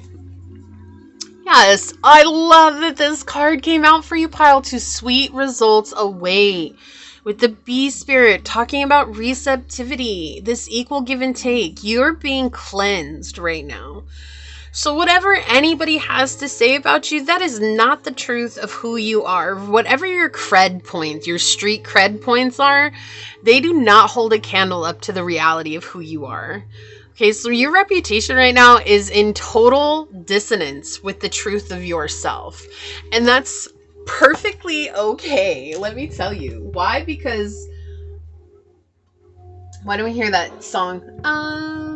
Coming out, so you better get this party started. Get this party started on a Saturday night. Right? Like when you come out, and that, was that a Diana Ross song? I'm coming out. I want the world to know I've got to let it go. Yeah, it's like, so when your debut happens, okay? When your debut happens, everybody's mouths are going to be on the floor. And let me tell you, you're going to be walking on some tongues and some red carpet, baby. And you're going to deserve that. You're going to deserve that. It's not cruel. This is not a cruelty thing. This is not even a payback thing. This is just everybody that has said all these things about you, they know nothing about you, nor have they ever even tried to get to know you. Okay? They've never even tried to get to know you. That's their fallacy, not yours. That's theirs, because you're an incredible person and you have so much to offer. And you do have a beautiful energy about you. You know what? Let that be their loss. They don't deserve you. You deserve so much more than that. Shoot. Yeah, look, a slave energy. Whoa. Whoa. the puppet strings at play here. It says surrendering your power of choice to the divine with complete trust. So trusting in source to get you to where you're going. And I feel like that's been a difficult journey for you, is trusting in source, trusting in the process, but you've done a good job of unfolding to that. And the shadow is giving your willpower to an external authority out of fear of making your own choices. And that's what we've been talking about. At some point, and that was the message that was very clear coming in, it's like at some point, what others were saying to you or what others were saying about you was enough to deter you from continuing on the journey. But there's something that you've been keeping going towards. No matter what anybody has said, like you've still tried to pursue it. You've still tried to go towards it. And you're trusting in this process now. You're trusting in what's coming from the work that you've put in. So you're taking back your power, and it hasn't been easy. It's been quite a journey for you. Whoa. Did you see the way the card, it like went all the way up and then whew, like that? That was crazy. Again, I'm coming out, right? I'm coming out. Like your debut is going to be loud. I feel like it's going to be really loud, and people are going to be like, oh, I never knew they could do it.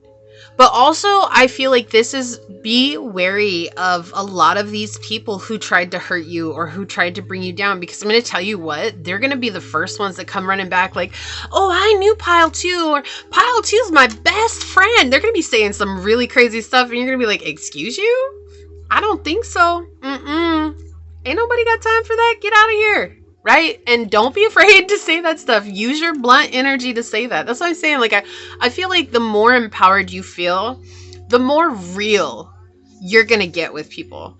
And if that does come to fruition where people are running back, oh, I know Pile 2, they're my best friend, you're going to be like, I don't think so. Where were you when I was struggling? Because I vaguely remember you saying this, and this about me.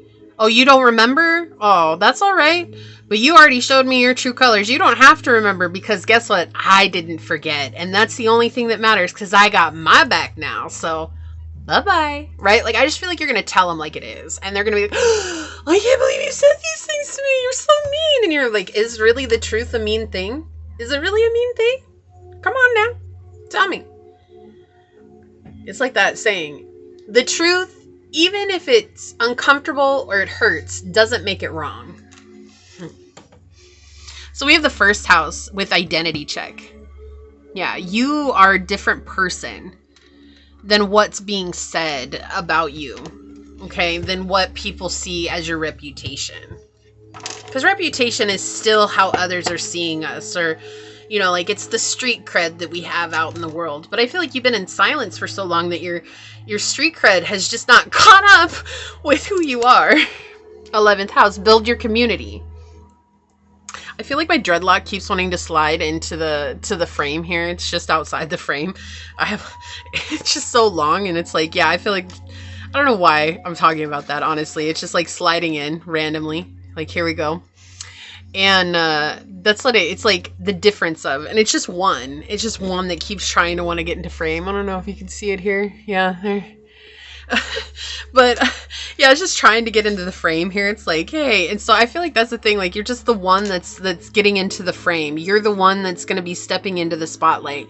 You're the one that's going to be built up by a community that honors and values you, right? With the 11th house, and that could be online. It could be in a community that you're creating. It could be even like, this is giving me Habitat for Humanity vibes. So some kind of service that you're doing for others.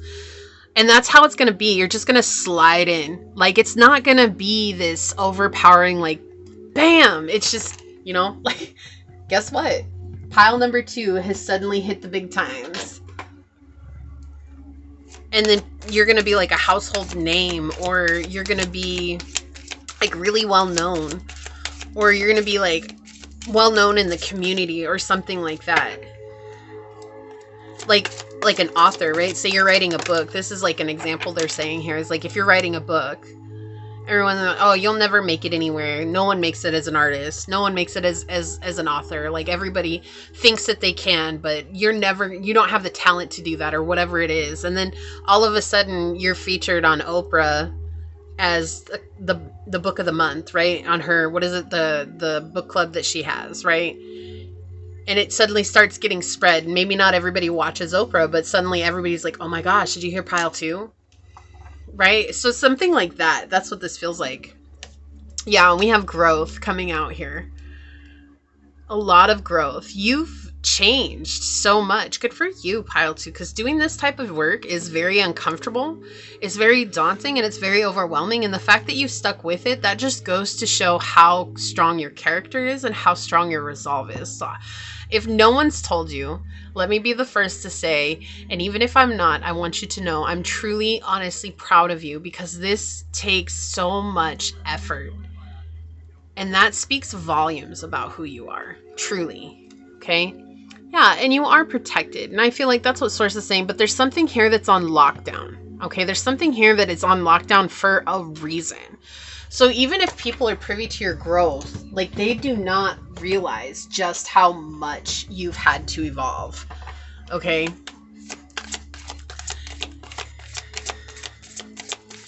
All right, let's get 2 of these and then we'll see what we've got. Chat.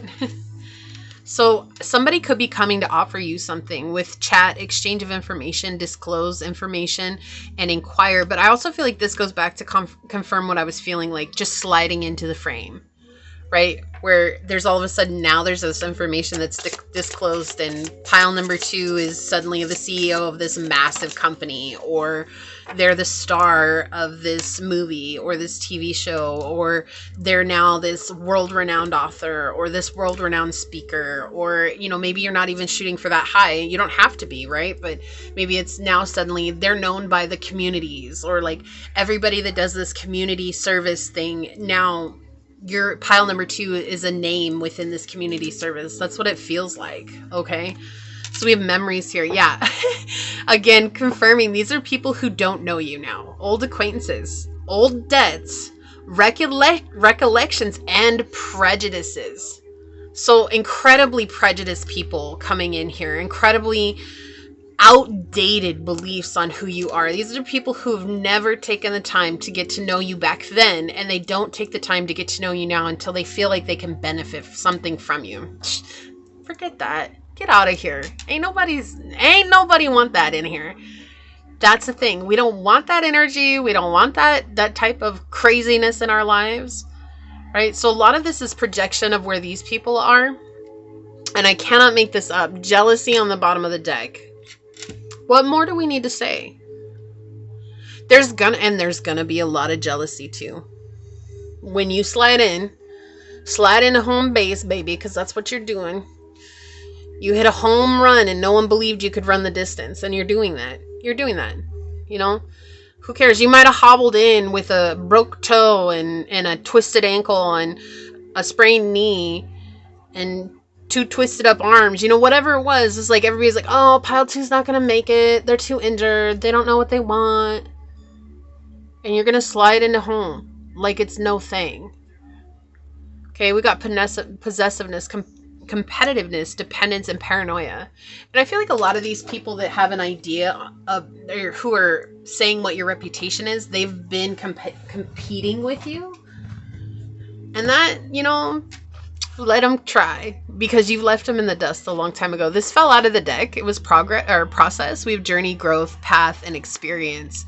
So I'm actually going to leave both of these out because, look, oh my goodness. Underneath jealousy, we have purify.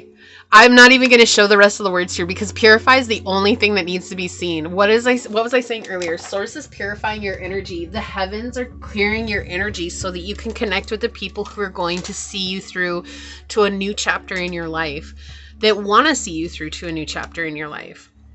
Look, we have the sun in Scorpio, endurance. You've endured some really rough trials, pile 2. And I'm so sorry you had to go through this. But I know that you are going to create some incredible things in this world. And I'm truly honored I get to connect with you. Truly honored. Look at this. We have Cancer in Mars with Coral. Yeah, so again, that competitiveness, that jealousy. People wanting to take what's yours. It's just not going to happen. It's just not going to happen. Okay. So we have the blue mannequin. Look at this. Patience brings rewards. You've been very patient about this journey. Okay. And I feel like that's why this message came out specifically on this reading, is because maybe you wouldn't have clicked on it otherwise. And that's okay. You know, that no beef at all, right? Like, that's okay. Source knows what Source is doing. Like, there's a whole web of intricacies that are being woven at any 1 second. And so Source knows what's going on and knows the possibilities that are available to us, each and every one of us. So that's what I feel like. And you've been really patient and things are happening for you. And the blue mannequin, it talks about how they dance, right? Like, he has a wingman. These are the males and this is the female. And he has a wingman, and the wingman is helping to show off the dancer's moves, right? So helping the female choose the male.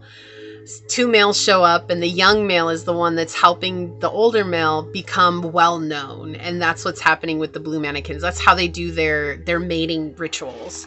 It's a really interesting energy.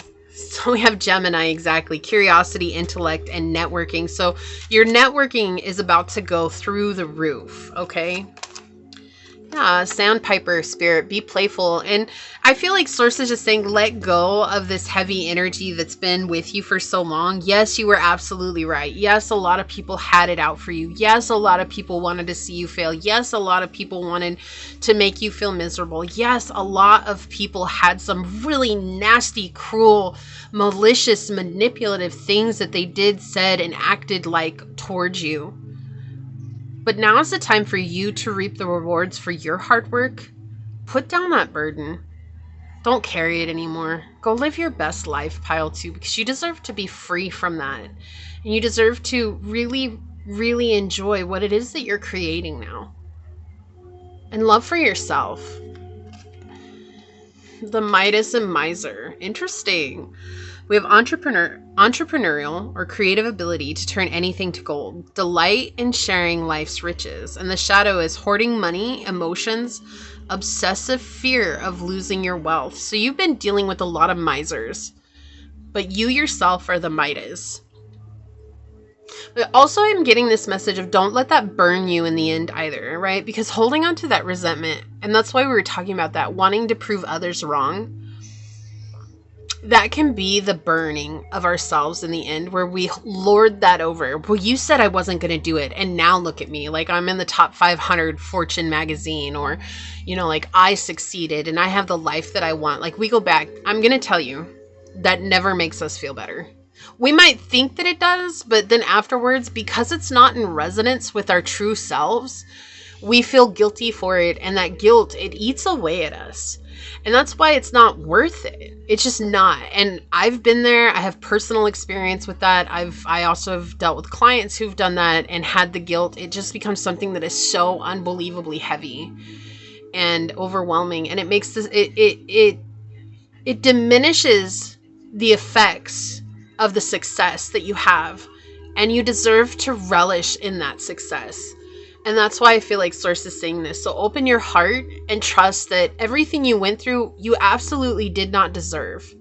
You don't need to find a reason or a purpose for what you went through, because right now you're experiencing a new chapter in your life, and you deserve to be so present with these blessings that are coming in. That's the only thing that should be holding your attention, are the blessings in this here now here moment. Because this is a chapter in your life that you can literally close the book on. You can turn the page and be done with it. You don't ever have to go back and be in that energy ever again. And that's what I'm getting with the Midas and Miser energy here. Wow. Okay, so again, I said this on pile 1. I wasn't expecting this reading to be so long, but let's take a look at your card here. I'm going to read this from the book and see what this says. Owl, the wise one. The wisdom that you've gained from the experience of this journey. And I feel like this is your debut. When you step out into the light again, people are going to be shocked by just how experienced, wise, smart, knowledgeable, intelligent, connected in the know that you are. And also this energy of being able to, like, I'm seeing a sea serpent. That's what I'm seeing, is like a sea serpent. So that might mean something to somebody. Like maybe you have a sea serpent tattoo that's coming in. But also I'm just seeing the image of a sea serpent, like just fluidly going across the top of the ocean. And there's this fluidity that's coming in with being able to connect to the physical realm and the spiritual realm. You're literally like a medium here. And that the only way to continue to be in that state of mediumship is to really relinquish your hold on the past and to be as present as possible. This is the gift. Okay. So let's see what Owl says from the book. This is an air energy, opening your heart. All right, vulture, crow, owl. Yeah. This is the gift. And one of the things here is treasure, abundance, and clairvoyant. Yeah, so you could be opening up to a new gift, or the gift will open up the more you let go. It says the owl is a mysterious and otherworldly creature found in folklore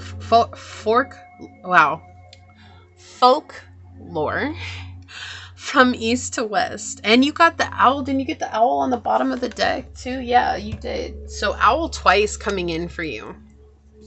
Okay. The white owl in particular is the companion of the goddess Lakshmi and represents wealth, beauty, and good fortune. Yeah, good fortune coming in for you. When the owl card appears, it's an omen that a boon or a treasure is on the way. The blessings, either in spiritual or material form. Excuse me. With owl wisdom on your side, you'll see and know exactly what to do with this boon, how it can further serve your dharma and bring abundance to the world. Trust that the wellspring of treasures is infinite. So it says, when in balance, you're generous, trusting, and secure. When out of balance, you have money quarrels or scarcity. And we saw the scarcity coming up, but I feel like you're bringing this into balance now. To bring into balance is an offering, and an offering is a sacrifice. Okay, like that is what an offering is. And that's why I feel like why they're saying to let go of holding on to that, or like, I'm going to hold this over you because of the way you treated me. Pile 2, you have every right to do that.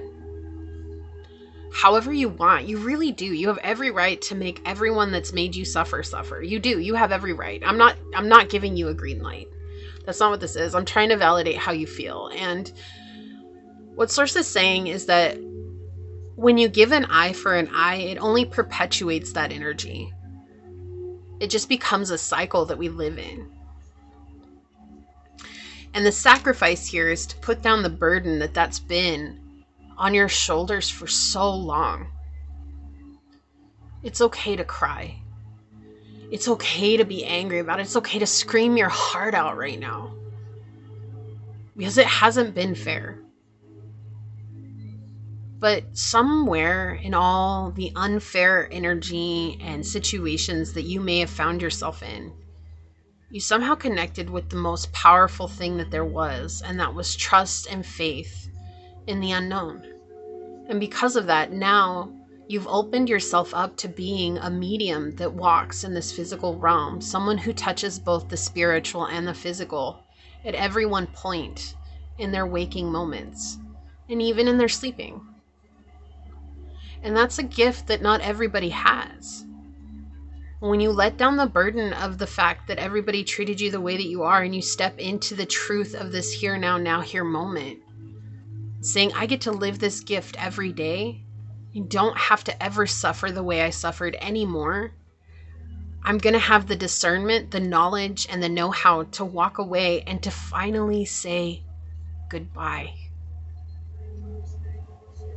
The power that holds is unmeasurable. Okay? Here's a big, big, big energetic hug for you, Pile 3. If you made it this whole way, I know this wasn't easy. But I'm so proud of you. I truly am so proud of you. But this is what I see for you here today. If you feel like this is your reading, leave the little owl emoji down below. And say, I free myself up. By leaning into the fact that goodbyes are okay and a natural part of this life. And I can trust that now. And if it resonated with you, it would make me feel so blessed if you were to like, comment, and subscribe below. It would mean the world to me. And if you're interested in supporting the channel further, you'll find everything you need in the description box. I'd like to take a moment to thank your guides, your spirit messengers, your angel source, and my spirit guides for coming together to give us this truly powerful message today. And until next time, pile number 2, stay human. Bye. Hello, my fellow human. If you were drawn to this dice with the North Node on it, or perhaps you were called to this adorable little clamshell, which I don't remember where I got, but I do believe it might have been in California. I believe it was near Carlsbad Beach. Or perhaps you were called to this card during the shuffle. Excuse me, this is going to be a reading on what is your reputation. Firstly, we are all here sharing this human experience together, and this is a safe space to show up as your highest, most aligned, loving, authentic selves. And if the message does resonate, it would mean the world to me if you were to like, comment, and subscribe below. We do things differently here. With that being said, if there may be triggering statements that do arise on the reading themselves, there's no obligation to force it to fit, and keeping in mind that triggers are a beautiful blueprint for us to deepen our healing journey. Your time and your energy are a true gift and a blessing today, and I'm honored to be sharing this with you. So with that, let's go ahead and get started. And I did have a channel message for you, pile number 3, and that was that there's a lot of two things. There's a lot of noise in the background. Two things I should say. There is a lot of noise in the background here. That's because family's home, but that's actually not what I was referring to. So if you do hear background noise, that's why. And that's just, bear with me as we go through that. But there's a lot of background noise in your life. Like, there's a lot of stuff that's going on that may be just like, you're like, when is it ever going to get more peaceful? But I was also hearing a lot of applause. Like, people are cheering you on. People are excited to see you succeed. There's people who are like wanting to see you go big. Go big or go home. I just heard that. Go big or go home. I'm going to move the camera a tad here. Yeah, so there's a lot of people that are cheering you on. There's a lot of people that are excited that you're doing what you're doing, and they want to see it go to the next level. Okay, so let's get into it, find out. What is your reputation, pile number 3? What is your reputation, pile number 3? Source, what would you like to share with us?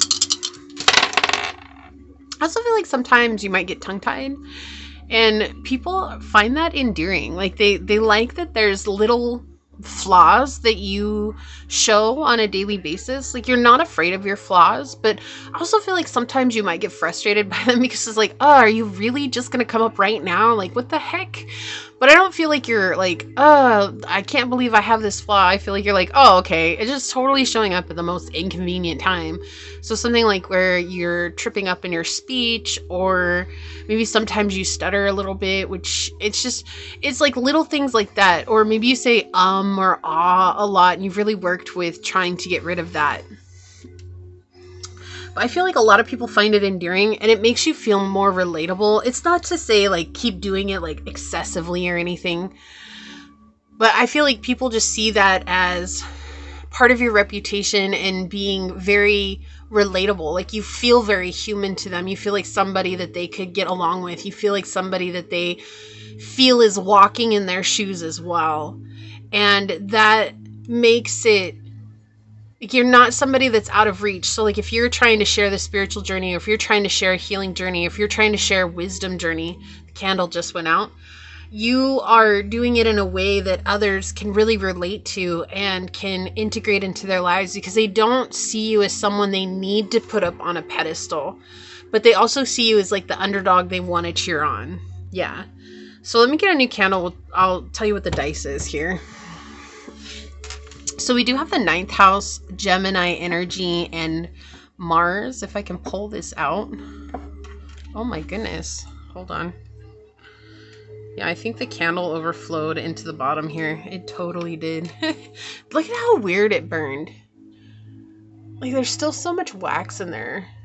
They don't all burn like that, but I feel like it's just interesting because I feel like that's the thing. It's like maybe there's a barrier between you and the people in your life, or maybe there's a barrier between you and seeing the success as actually something that's coming to you, but it is coming. And I feel like there's so much more that's going to happen for you than you're actually even prepared for. Excuse my torch, because I don't use a lighter. I use this massive torch. And I feel like that's something that, like, you may feel like you are barred off from other people. And that's actually not true. I feel like you're with people in the trenches and they're with you. But there's something about it where sometimes you feel like you're very alone on the journey, or you feel like maybe misunderstood is a good word for it, or you feel like you're very isolated on the journey. And I feel like that's actually it's not the whole story. Like, there's so much more going on than you're actually seeing right now, because there's a lot that's going on in the spiritual realm to help lift you up to this next level. But your reputation is that you are very much a teacher, a mentor, someone who has a lot of wisdom, a lot of philosophy, a lot of gifts to share, very spiritual. You're always learning something new, and you're always expanding on that, and you're still sharing that with others. Like, even if your beliefs may alter from year to year, even month to month or day to day, like, I feel like your central beliefs are very grounded, but the wisdom and the information that you're always pulling back to yourself is giving you a better understanding of that central belief system. And so you're able to share very philosophical ideas with others in an easy way for people to stomach and to observe. And you're very looked up to. I keep hearing sensei, professor. Like, these might not be titles that you hold, but they're titles that I feel people give to you that you might not know. They're people in your life, and you're just someone that you've got this reputation for always tackling the journey. Like, you're not just okay with being stagnant. So, like, if you went to school, you could be someone who's like a student for life, and that's metaphorically and literally, right? Like, so metaphorically would be like you are always learning something new and always expanding your knowledge, right? Like, at home. And then literally would be in the sense of going to an actual physical institution, and no matter how many degrees you have, you're still always building up on those degrees. I'm going to turn on the overhead. And that's something that, like, people are always astonished by, because a lot of these people, they don't have that same drive or motivation to keep learning. Like, most people just get a basis understanding of it, and then they never look deeper. It's kind of like they're showing me religion. It's like, oh, well, I go to church and I learn from the pastor, the preacher, and whatever the pastor and preacher tells me, like, that's basically all I learn is what I'm getting told every Sunday. But you go home and you study religious texts, and you might study the Bible, and you might study other religious texts in tandem with the Bible. This is just an example. Okay, I'm not trying to make it about religion itself. What I'm trying to say is this is the type of energy that you give. It's like, it's not just what someone has said. So, like, if it's spirituality, everybody just watches the same spiritual guide, and they take what that person says as the golden word. And for you, it's like you might watch a whole bunch of different people, and you might go to a whole bunch of different texts, and dig deeper into certain belief systems. And that has helped overall the way that you have rounded your belief and have become so cemented in it, because every chance that you get to deepen that understanding and understanding, it gives you an even more solid foundation to stand on. And you do it in a very natural way, but you're also very aggressive in the way that you learn. You take action. You're very self-sufficient, self-reliant, and self-motivating in your approach. but also you share that, like you're always sharing that with others. And so for you, pile 3, you're very much like a teacher, mentor. Like, this is your reputation. You're seen as a teacher, you're seen as a mentor, you're seen as a guide, you're seen as a leader to others, but a leader that's not necessarily leading them to some end result as much as it is leading them to think for themselves, to find out what matters for themselves. Whoa. Pile 3, thank you for being pile 3. Okay, just thank you. Pile 1 and 2 were very intense, and you don't feel quite as intense as them, and I'm like really kind of relieved by that in a sense. And it's not that I minded pile 1 and 2. I didn't at all. In fact, I'm really grateful that I was able to connect with everybody the way that I am.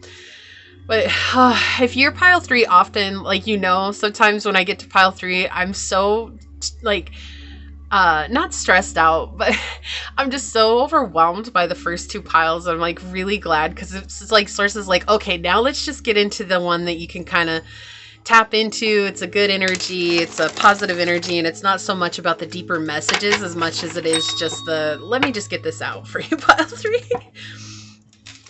A lot of building, something you're beginning to build here. Emotional connection with the divine. This is more than just a spiritual connection. This is a very deep emotional connection and an integration of the wisdom and knowledge. You're someone who applies the wisdom and knowledge that you gain, and that is something that's incredibly powerful. Oh, and I really quickly just want to say, if you watched all 3 piles with me, leave a purple heart down below. That's my Purple Heart Club. And just know that I'm truly honored for anybody that has spent that amount of time with me. It's truly amazing, and it does help the channel out so much. And if you didn't, that's okay. If you're just here for pile number 3, there's no obligation to watch more than pile 3, and I'm truly honored to be able to connect with you as well. As you noticed, you're also someone who has a very strong perception of the world around you. You notice a lot of different nuance energies and a lot of there's like hidden wealth everywhere you go, like hidden nuggets of wealth, or like people give you certain messages that help you expand your thought processes. All right, let's find out. So what's your reputation, pile number 3? What's your reputation? I feel like you are someone that's seen as, like, just in your day-to-day life, like, you're gonna find inspiration. You're gonna find something that helps you do some sort of shadow work, or something that helps you do some sort of spiritual connection work. And it could just be like somebody came up to you and said one line, or the way someone presented themselves to you, like it helps you even go further into the understanding of mankind, or humankind, if you want to look at it that way. And it comes from having dealt with so many difficult people in the past that it's almost as if you're like, instead of putting it out on the world, I want to understand the world around me so I can better understand myself. And people watch you face, I feel like people watching you face others. Like they're watching you, like if somebody's trying to fight with you out in public, say, they're watching you gracefully dance and sidestep the fight in an elegant manner, and you never lose composure. And when people see stuff like that from you, it doesn't have to be a fight per se, but it's everything you do is like that. Everything you do is very graceful. It's very poetic. And when people watch these things from you, they're like, I want to be like that too. And so they may come and ask you questions, or they may follow you somewhere to see if they gain wisdom from you.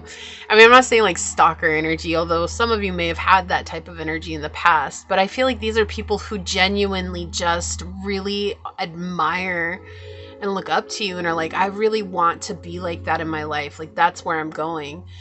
And I do feel like, especially with the ninth house and Gemini energy here, like you share that information somewhere. So that could be on some sort of social media, that could be face to face. Maybe you are a teacher, you run some sort of class or community gathering. You know, it could just be that maybe you send text messages to a group of people every day at the same time with a little bit of wisdom on it, and they really look forward to that, right? It doesn't have to be something massive, but it feels like it's incredibly impactful, and people look to you for that guidance. Yeah, on the bottom of the deck. Interesting. So I'm actually gonna turn over your cards here, because there's again, we might get into it, pile 3. We might get into it. Yeah, we're gonna get into it. Okay. All right, let's see what we've got here. All in the reverse. Your reputation. Are you a relationship advisor? Like counsel, maybe? Maybe you give relationship advice, or you help people to move on from very difficult situations. Or you are a psychologist, a therapist, something like that as well as coming through. You don't have to be, but that is an energy that's coming out. I feel like you help people face incredibly toxic people that cause incredibly toxic situations that they have otherwise felt bound to, chained to, and lost in, that were hopeless and had no sense because of spiritual depletion or because of a desire of greed, like people who have greed to control others or greed to lord something over others, right? Like that type of energy here. It's like you're helping people recognize that even though those energies exist in life, there's no reason for you to become that energy yourself. So you're helping to inspire people that would otherwise turn to the shadow to remain in the light. And that's your reputation. It's like that's why I'm saying, like, you're like the sensei, you're the guru. So maybe you help kids who grow up in a really rough neighborhood and who would otherwise turn to gangs, right? And you're inspiring them to make something of themselves, to dream big, and to go out and take the world by storm. Like, that's the type of energy that you're giving to people out there. They're dealing with very difficult, harsh realities that are coming in.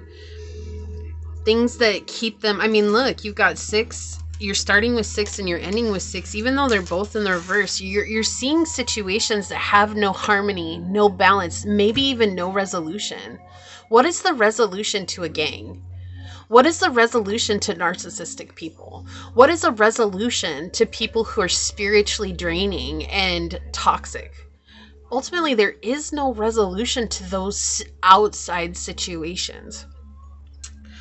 And it's like when people are trying to figure a way to fix those problems themselves, they're not actually tackling the root of the situation, which it feels like you are. You're tackling the root of the situation. And the root of the situation is self. And that's what you're reminding people. It's like coming back to loving yourself, coming back to respecting yourself, coming back to believing in yourself, coming back to admiring yourself, coming back to recognizing your own power, your own strength, your own abilities, to not fall into the trap. There are always going to be vicious and malicious people in the world. That's not something that we're ever going to solve if we don't first focus on ourselves and heal ourselves. And will it ever be solved? We live in a contrast world. There's no promise of that. And nor is that something that we can ever promise. But what we can promise is that if you truly want to overcome those types of situations, what we can do is inspire others to take the journey for themselves, which we already know is a challenging journey. But the challenge from taking this type of journey is far less daunting than becoming influenced by those dark situations, by those very difficult, ruthless situations. And it's interesting because with the Lover's energy here, which can point to spiritual depletion, it can point to spiritual overwhelm. It can also point to cheating, third party situations, right? Like people who are being dishonest in their relationships. But it is also this idea. The Lover's card is also likened to that line that says, knock and the door shall be opened. And so when it's in the reverse, it's basically saying you see the door, you know that you should knock, but the fear of what's on the other side of the door is preventing us from knocking. And you're the person that basically holds out your hand and says, let's knock on this together. Let's open the door together. You won't be alone. I'm going to make sure that you're not alone, because I know maybe opening that door alone is the most daunting thing that you'll ever experience in your life. But I'll be there with you, and we're going to look together. And then we'll decide. And I'll let you decide, but I'll be here with you. So it's like you're giving people back a power that they didn't even know that they had given away in the first place. You're giving them back stability that they didn't even know existed within their own hearts or within their own lives. And you're giving them back confidence that they thought was incapable, that they were incapable of embodying. And you're doing it in such, it's like that teacher mode, right? Like when a teacher's a teacher, not when a teacher's just trying to fill a position. We've all had those teachers, but have you ever had a teacher in your life, someone that somehow gave you the power to make the choice for yourself? Like asked you a really important question that just totally changed the way you see the world around you, or changed the way you see yourself. It was just a question, but you're the one that came up with the answer. Or they gave you advice that you could take, but you didn't have to take, but you took it and it somehow worked out for the better, right? But ultimately, that type of energy, you're letting them stay in control, but also showing them that it's okay because they don't have to do it alone. And that is such a sound place to be for them. Like they feel empowered because you're there. And then after they make the decision, or they take the step, they take the leap, after that happens, there's this sense that, oh my gosh, pile 3 was trying to just point out this whole time that I was the only one that could do that. And I was the only one that had power to do that. And through that, I'm able to change my life. But without your guidance, they wouldn't have figured that out, because no one had asked them those questions, whether they're difficult, simple, philosophical, inquisitive. Like there's something about the questions that you ask, or there's something about the guidance that you give, or there's something about the way you give advice.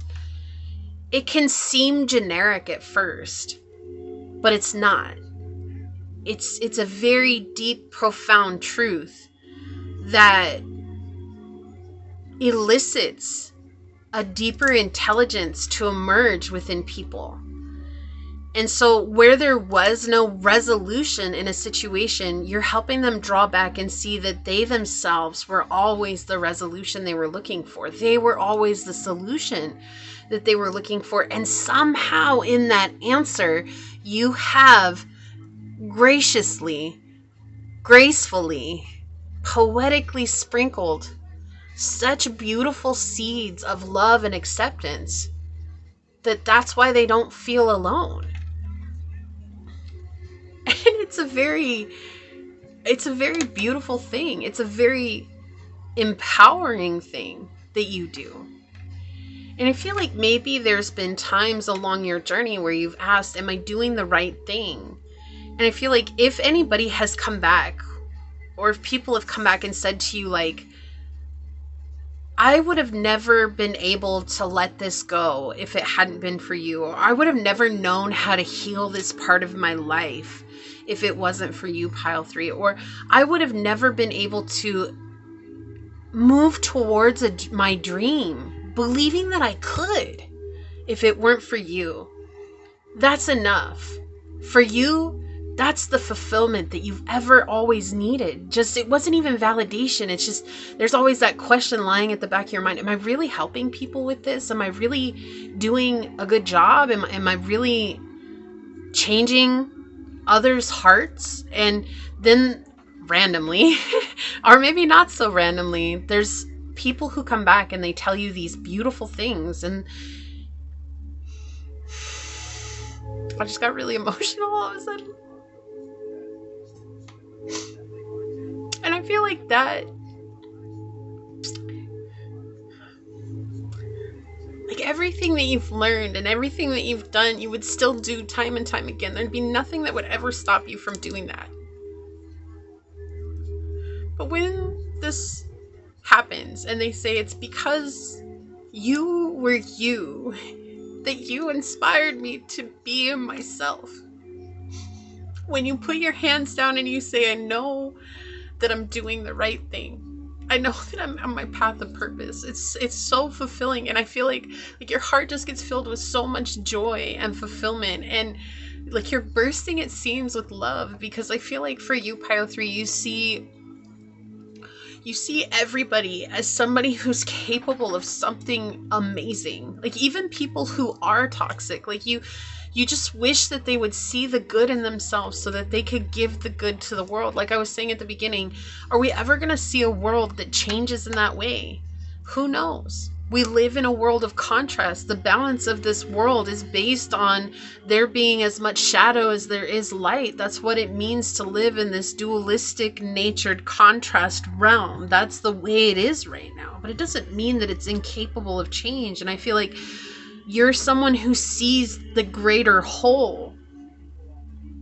You're not even focused on it for yourself. And I feel like you just are very naturally drawn to learning things. Like it wouldn't surprise me if you had Gemini or Sagittarius highly aspect in your chart, or some really benefic placements of Jupiter and Mercury in your chart. And I feel like sometimes you just wonder, like, am I really inspiring people? And then someone will come by and they'll just be like, wow, pile 3, if it wasn't for you, I wouldn't have been able to do this. And I feel like there's been many a time that people have left tears in your eyes because of the things that they've said that you've helped them with. But it's seeing this difficult world. You see it at a glance, but you also somehow are able to see both sides. Like you see the structure of suffering. You also see the structure of freedom. And you know that it's just about choosing the path at the fork in the road. And so many people will take a fork that just isn't resonant with them. And you see that too. And it's like, it's not... I feel like it's disheartening at times when everybody's like labeling everyone else rather than just saying, hey, we're all here trying to figure this out together. And some people make really difficult choices that they feel are right for them in that moment, even if they don't pan out in the long run. And your only goal is to help people find the power within themselves to find their resonant journey. And that's why people look to you as a guru, and that's why people look to you as a teacher and someone who is just wise beyond your years. And it doesn't matter how old you are, how young you are. You could be 20 or you could be 99, 100. I don't know if you're 100 watching this. Wow. Well, I know I've gotten a couple up there in the high ups for age-wise in the demographics. So that's awesome that there's older people that watch this. And I think that's so amazing. I feel like regardless, it's like you have a young heart, but you have this miraculously wise soul that has so much wisdom and information to share that lifetimes would not be enough to tap into your ability to access this wisdom from different parts in your mind, in your spirit, and from your Akashic record, because you have just lived lifetimes gaining so much wisdom and maybe as a child you were called an old soul, or a wise soul even coming in. And that's something that is your reputation. Like, people see you as an old soul. They see you as a wise counselor. They see you as somebody who has shaped this part of the world where you're at in a very beautiful way. Like, you took something that had these rough edges and you were able to sand them down and round them out so that it was easier to palate and to take in, but also to recognize that this is just a part of life, but I don't have to let this part of life be who I am. Yeah, a lot of difficult situations. Look at that. Look at that. Look at that with the Hermit coming out. That's exactly who you are. You're the Hermit energy. This person who has traversed through time. Time and space means nothing to you. Like, the years that you've lived have all been a gift for you to gain access to more and more wisdom that you get to share and hopefully inspire others to become something more within themselves. So it's like, you never looked your age. Like, when you were younger, you looked older, but when you got older, you looked younger. Like, you never looked your age. You'll never look your age because you're somebody who is timeless. Like, it doesn't matter if it's this life or 100 lives from now. It doesn't matter if it's this year or 50 years from now. You're timeless. And it's like you're sharing the use of the wisdom that people have felt maybe didn't apply to them, or maybe was impossible to apply to their situation. You give it to them in such a way that they're able to understand and apply it right now that no one else was. And we're talking about things that left them feeling completely disconnected. Things that left them feeling ashamed, feeling called out, feeling exposed, raw, and vulnerable. And that comes from you having experienced such difficult things in your own journey. And I feel like when you were a child, like, they keep bringing me back to when you were a child. I feel like when you were a child, like, you were talking about things that maybe the adults in your life were like, what the heck? What is pile 3 talking about? Like, how do they even know things like this? And you may have been stifled as a child. Like, you may have been shoved into a box. Like, people saying, don't talk about that stuff. People are going to think you're crazy. Like, you're crazy for bringing that up. How do you know about this stuff? And you could never say, like, how you knew. You just knew. This is just things that I see. I don't know. Can't you see that? How do you not see that?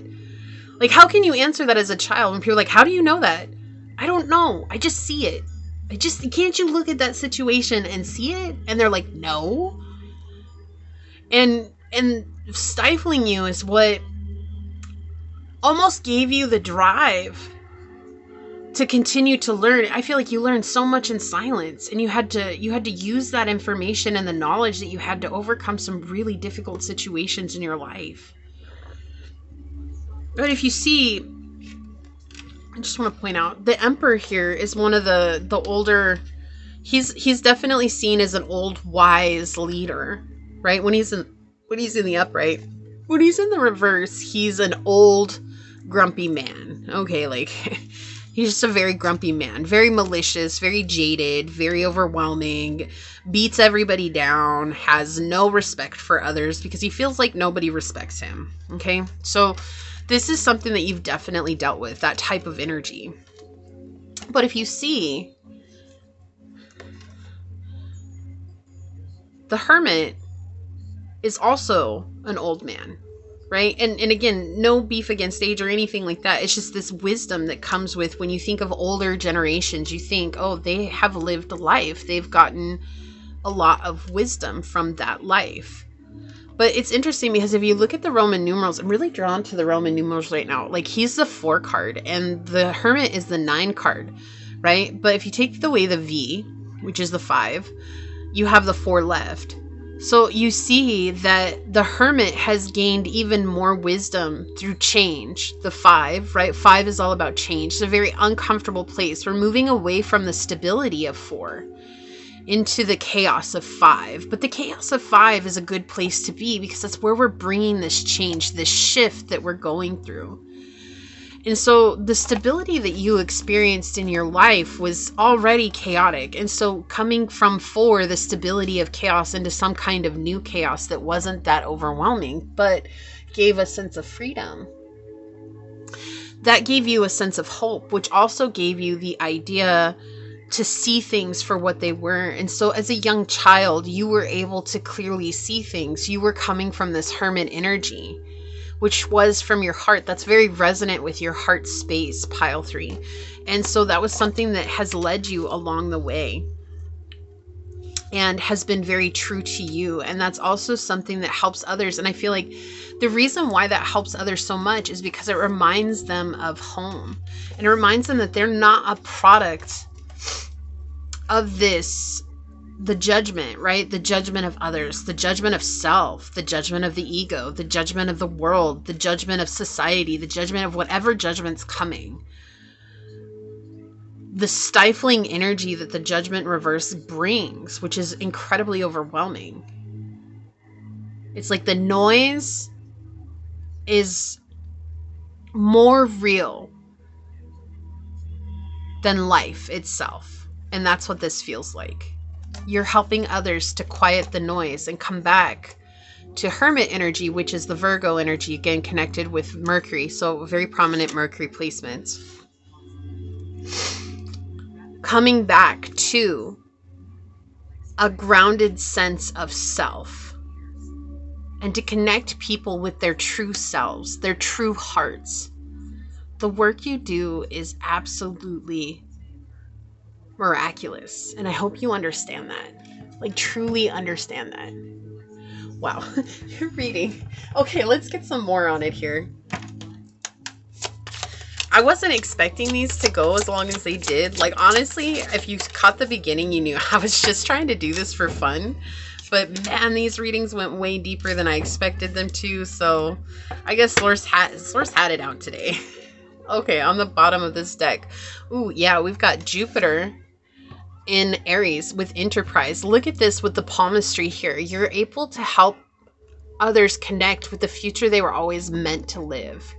What was written in the stars for them. What was written on their palms. What was written in their fate.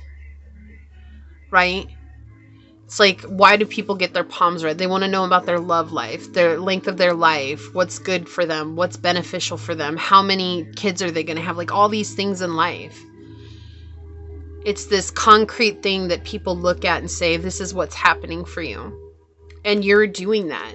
Like, these are also acorns up here, right? Helping to plant seeds. And what is the oak? The oak grows into this great wise tree. The wisdom of the oak, the groundedness of the oak. Yeah, you're a very, very, very wise teacher. Lovebirds. It says passionate declarations can lead to love. I feel like you feel others with the passion of life again. Like when they'd lost hope or when they felt completely at their wits' end, you gave them a reason to live again. Right? This also goes back to maybe you're doing marriage counseling or something along those lines, or relationship counseling. We have the Carmine Bee Eater. Flourish by asking for the help of the powerful. This is how they feel. They feel like you're the powerhouse. You are the leader. And people come to you and asking for assistance, for guidance, because they respect you so much. They respect the wisdom that you have. They respect the guidance that you have. They respect your ability to help them reconnect. Like, even if it's high schoolers, like high schoolers respect you. Even if it's middle schoolers and kids, like, you know, I use kids as an example because kids are often the hardest ones to earn respect from. Like, cause they look at adults and they're like, oh, this, what do they call us now? It doesn't matter what age you are. They call adults boomers. It just cracks me up. But, you know, you're just a boomer that doesn't know anything. Shoot. In my age, the boomers knew a lot. There was a lot of wisdom to learn from them. Okay. They'd been through war. Okay. They've been through a lot of stuff that we didn't even know. And so anyways, you know, like that's something that's coming through. But I feel like for you, they don't, like, they they call you by your name, like they call you by your last name, like they show you the respect that you deserve in the position that you have. But it doesn't even have to be kids. It's still just that same type of energy where a lot of people wouldn't respect what you do, the work that you do, the industry that you're in. And yet you have commanded such a presence in what it is that you're doing, whether that's spiritual, education, whatever it is, okay? Even worldly. Like, you've commanded such a presence in it that everybody that contacts you, even the people that don't like you, they still can't help but respect you. We have the moon. Satisfy emotional needs, nurturing the self and others. Yeah, this is a very clear message here. You've helped others learn to find this self-love, this self-respect, this self-worth, and go towards it. Sagittarius energy, optimism, exploration, and freedom. Freedom from oppression is coming in really strongly here with the Sagittarius card. And that could be self-oppression too, like that's always something to look at. Sometimes we limit ourselves and we think that it's everything outside of us, but you're helping them see that they're the ones with the choice. Magic works through you. So you could have definitely resonated with another pile because this came out in the same spot in another pile. But I also feel like this is just showing like there's a rarity to the energy that you have, and you're very much connected with something deeper, something more intuitive, something more insightful than just the human psyche. It's maybe it's the subconscious, maybe it's the all, maybe it's source, maybe it's the spiritual realm. Maybe there is no name for it. Who knows? We don't have to give it a name, but it's just showing that there's something magical that comes from you in the way that you are able to connect with others and help them find peace with situations that they are in or have been in. What is pile number 3's reputation? What is your reputation? Oh my gosh, this is such a beautiful card for you, pile 3. We have the hero and the heroine coming out. A passion for the journey of personal empowerment, which also spreads to others. And the shadow is escapism or a false sense of heroism. Yeah, so you're on the hero's journey. Right? And, not everybody asks to be a hero. Many are forced into that, to step up into that. It's like the people who want to be heroes oftentimes don't get the option to have that journey because they're going to do something nefarious with it ultimately in the end. Right? Like, people don't ask to be teachers and mentors, healers and such. It's just something that's thrust upon you. But it's the ability to step into our greatness and the ability to step into our power and not do it for nefarious reasons, but with love and light. And that's often where a hero is born, is it's somebody who's doing something in a very selfless way. And that's exactly what it is. I feel like you do this for selfless reasons. That's it. They're very selfless. But I also feel like you can't help but be human and wonder, is what I'm doing helping? Is what I'm doing impacting others? Because that's what fulfills you. The warrior on the bottom. Yeah. Strength, skill, discipline, toughness of will, heroism, and the hero and heroism, and the heroine. We have stoicism and self-sacrifice and conquering the ego. So you're and again, we don't want to eradicate the ego, but you're conquering the need to have the fit in all places, the need to follow the construct, right? You're breaking that down, and you're also helping others to break that down too, like a lightning bolt. The shadow is trading ethical principles for victory at any cost, indifference to the suffering inflicted on others. Yeah, and I feel like that's something that really sits with your heart, is how others are suffering in this life. And also how others take on suffering when they don't need to. I feel like that does affect you. Isn't that interesting? Your card or your dice was the North Node, and the South Node came out for you. Stick to your comfort zone. And I feel like you've walked away from what was comfortable for you so that you could step into your empowered state. Right? Like I said earlier, you may have been oppressed at some point in your life. Like, people are like, no, you shouldn't talk about that, or no, you shouldn't say things like that, or no, you shouldn't do this. But that was your comfort zone at some point so that you could fit in. And then somewhere along the way, it's like, I have to share this with others in the way that works best for me. So you stepped up into the North Node, and that's why your dice was the North Node. Sagittarius, again, shoot for the stars. So you could have Sagittarius highly aspect in your chart. You don't have to, but it's definitely coming through. And, you know, Sagittarius is the philosopher, the spiritual teacher, the wise one. All right, what else for you? Pile 3. Okay, on the bottom, stop. Yeah, I feel like you stop a lot of people from feeding the shadow, from feeding the darkness, right? Like, it's something that just naturally happens by you being yourself. Like, when people are at their wits' end is oftentimes when they get guided to you. Whether that's online or as a mentor, as a teacher, as a guide, or whatever it is, like, it's like people find you when they're literally at their wits' end, when they're ready to go rogue. And in going rogue, they're like, I don't even know what I'm going to do, but I'm just going to lash out at everyone because I'm so tired of being treated this way. And then, you know, Source just kind of nudges them over. Let's go find pile 3, because pile 3 might be able to help you with that. And when people are open, when they're just like, I'm really ready to do anything, and they're willing to be open to what's coming through, they receive your messages. So it's like you're the channel, you're a vessel of sorts. Okay? Yeah, Koi, perseverance, good fortune, yin and yang, and ambition. You might have Pisces highly aspect in your chart as well. But you're this good fortune. Like, that's the thing. You've persevered through so much. Like, you're able to help people. I feel like you understand people.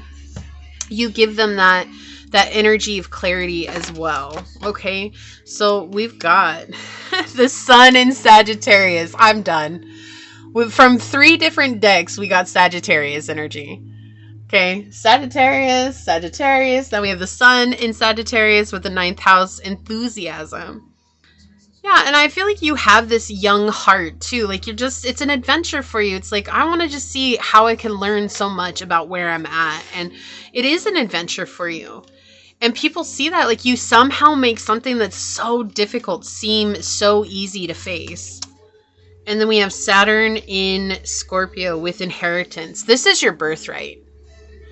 Your birthright, it's hard to say. Okay, that's really hard to say, but your birthright had to come with suffering, because the suffering is almost what the trigger is to you tapping into this wisdom that resides within you. Without the suffering, without the difficulties, without the hardship, you wouldn't have been tapping into that part of yourself that is able to help others heal, that is able to help others overcome their own shortcomings or their own discrepancies with life. And so there's this magical thing that happened by you having to suffer. It's what allowed you to blossom into the person that you are today. And I feel like for you, pile 3, you recognize that. Like, you recognize that you wouldn't have the insight that you have now if it weren't for the things that you experienced. Because again, you saw a deeper version to life because of that. You saw a deeper meaning in that. Pig spirit, use your mind wisely. And this is exactly what you do. Like, the way you connect, the way you observe the world around you, you're definitely very tapped in, very tuned in. And we see faith here. So you've learned to trust the process. I didn't know you got 3 of these cards. You got 3, but I thought it was just 2. Yeah, you've learned to trust in this process. Have faith in where you're going. Reject. Negation, never forbid, and taboo. A lot of people may seem like it's interesting because I feel like you reject a lot of people. Like, you're not here to have the traditional life that everyone's looking for, like a marriage. Maybe you have been married. Maybe you're single now. I feel like the thing is that you've rejected a lot of people. You've even rejected a lot of potential friendships. It's not because you didn't want them. It's because that was the journey for you. Like, you've had to do that. You've had to tap into yourself this whole time. And it's like the suffering of the world is what drives you into this poetic beast mode. And it's like, I feel like people feel sad about that, but I feel like once people get guidance from you, like, they understand, like, oh, okay, this is why pile number 3 did what they did. This is why they didn't let me into their lives the way I thought that they would. Like, I get that now. And so it's like, where it might hurt some people's feelings, I feel like the reputation is that people understand that you're in that hermit mode, but you're the teacher from the hermit mode. Okay, purity, innocence, holiness, humanity, virtue. This is also giving me that tapping into something greater than ourselves, right? That purity, that refinement of being a channel, okay? It's an innocence that comes from you, but it's also something very holy, okay? And it's a very deep energy. It's very profound. Betrayal, but it's come from betrayal. And this also is confirmation that maybe you are a relationship advisor of some sorts, okay? But we've got breakup, divorce, and infidelity, which we talked about at the very beginning of the reading. So, this is, but also I feel like this is confirmation that part of your inheritance was the struggle. And for you, pile 3, you've come into a place where you recognize that, like, no one is free from the struggles of human life. Like, I'm not trying to find freedom from the struggles. I'm trying to understand myself so I can navigate the struggles that are inevitably going to happen. The grief, the betrayal, the hurt, the suffering, the pain that arises in this realm. It's our inheritance. And if we use it as such, we can gain something more than we ever imagined possible. And I feel like you have that same very mindset, that where everyone else is getting lost in the maze and everyone else is getting lost in the sauce, you're taking it and you're making it into something very incredible and teachable in a way. And no one can do it the way that you do it, pile 3. No one. What an incredible energy. Let me take a look at this card. I'm going to read this from the book. Okay. Dragonfly. Emergence. See, in dragonflies, when they lay their eggs, their eggs can lay dormant for a long time before they hatch. And so I feel like you were dormant for a long time before you hatched and before you came into this. So I'm saying, like, you were going through a lot of ups and downs. And even though you saw things that people didn't understand, like, a part of your journey was really observing that and being the observer so that you could gain the wisdom from it. And then you began to emerge. And I feel like you're either in the process of emerging or you have emerged and you continue to do so. Look at this. The dragonfly is the master of light, illusion, and the mind. The dragonfly is an ancient and ethereal creature. You are definitely a channel that awakens a sense of wonder in all. Oh my gosh, I love this for you. The dragonfly is a symbol of the mind, as it is always moving, shifting, shimmering, and changing. You help others see things from a very different place. Okay, when the dragonfly card appears, it's worth considering the quality of your mind and your perception. Are they restless or still, dreamlike or crystal clear? The situation at hand may be different than it appears at first glance. The dragonfly reminds us to calm the mind so the light of wisdom can shine through. When in balance, you see clearly, you're joyful, and you are magical. When out of balance, you can't concentrate in a busy mind. It says to bring into focus, or to bring into balance, focus on the breath being the light. Also, for some reason, kangaroos might mean something to you, so that's coming in. I don't know if there's a kangaroo in here. I'll just quickly go through here and see. I don't know if there is. I should know.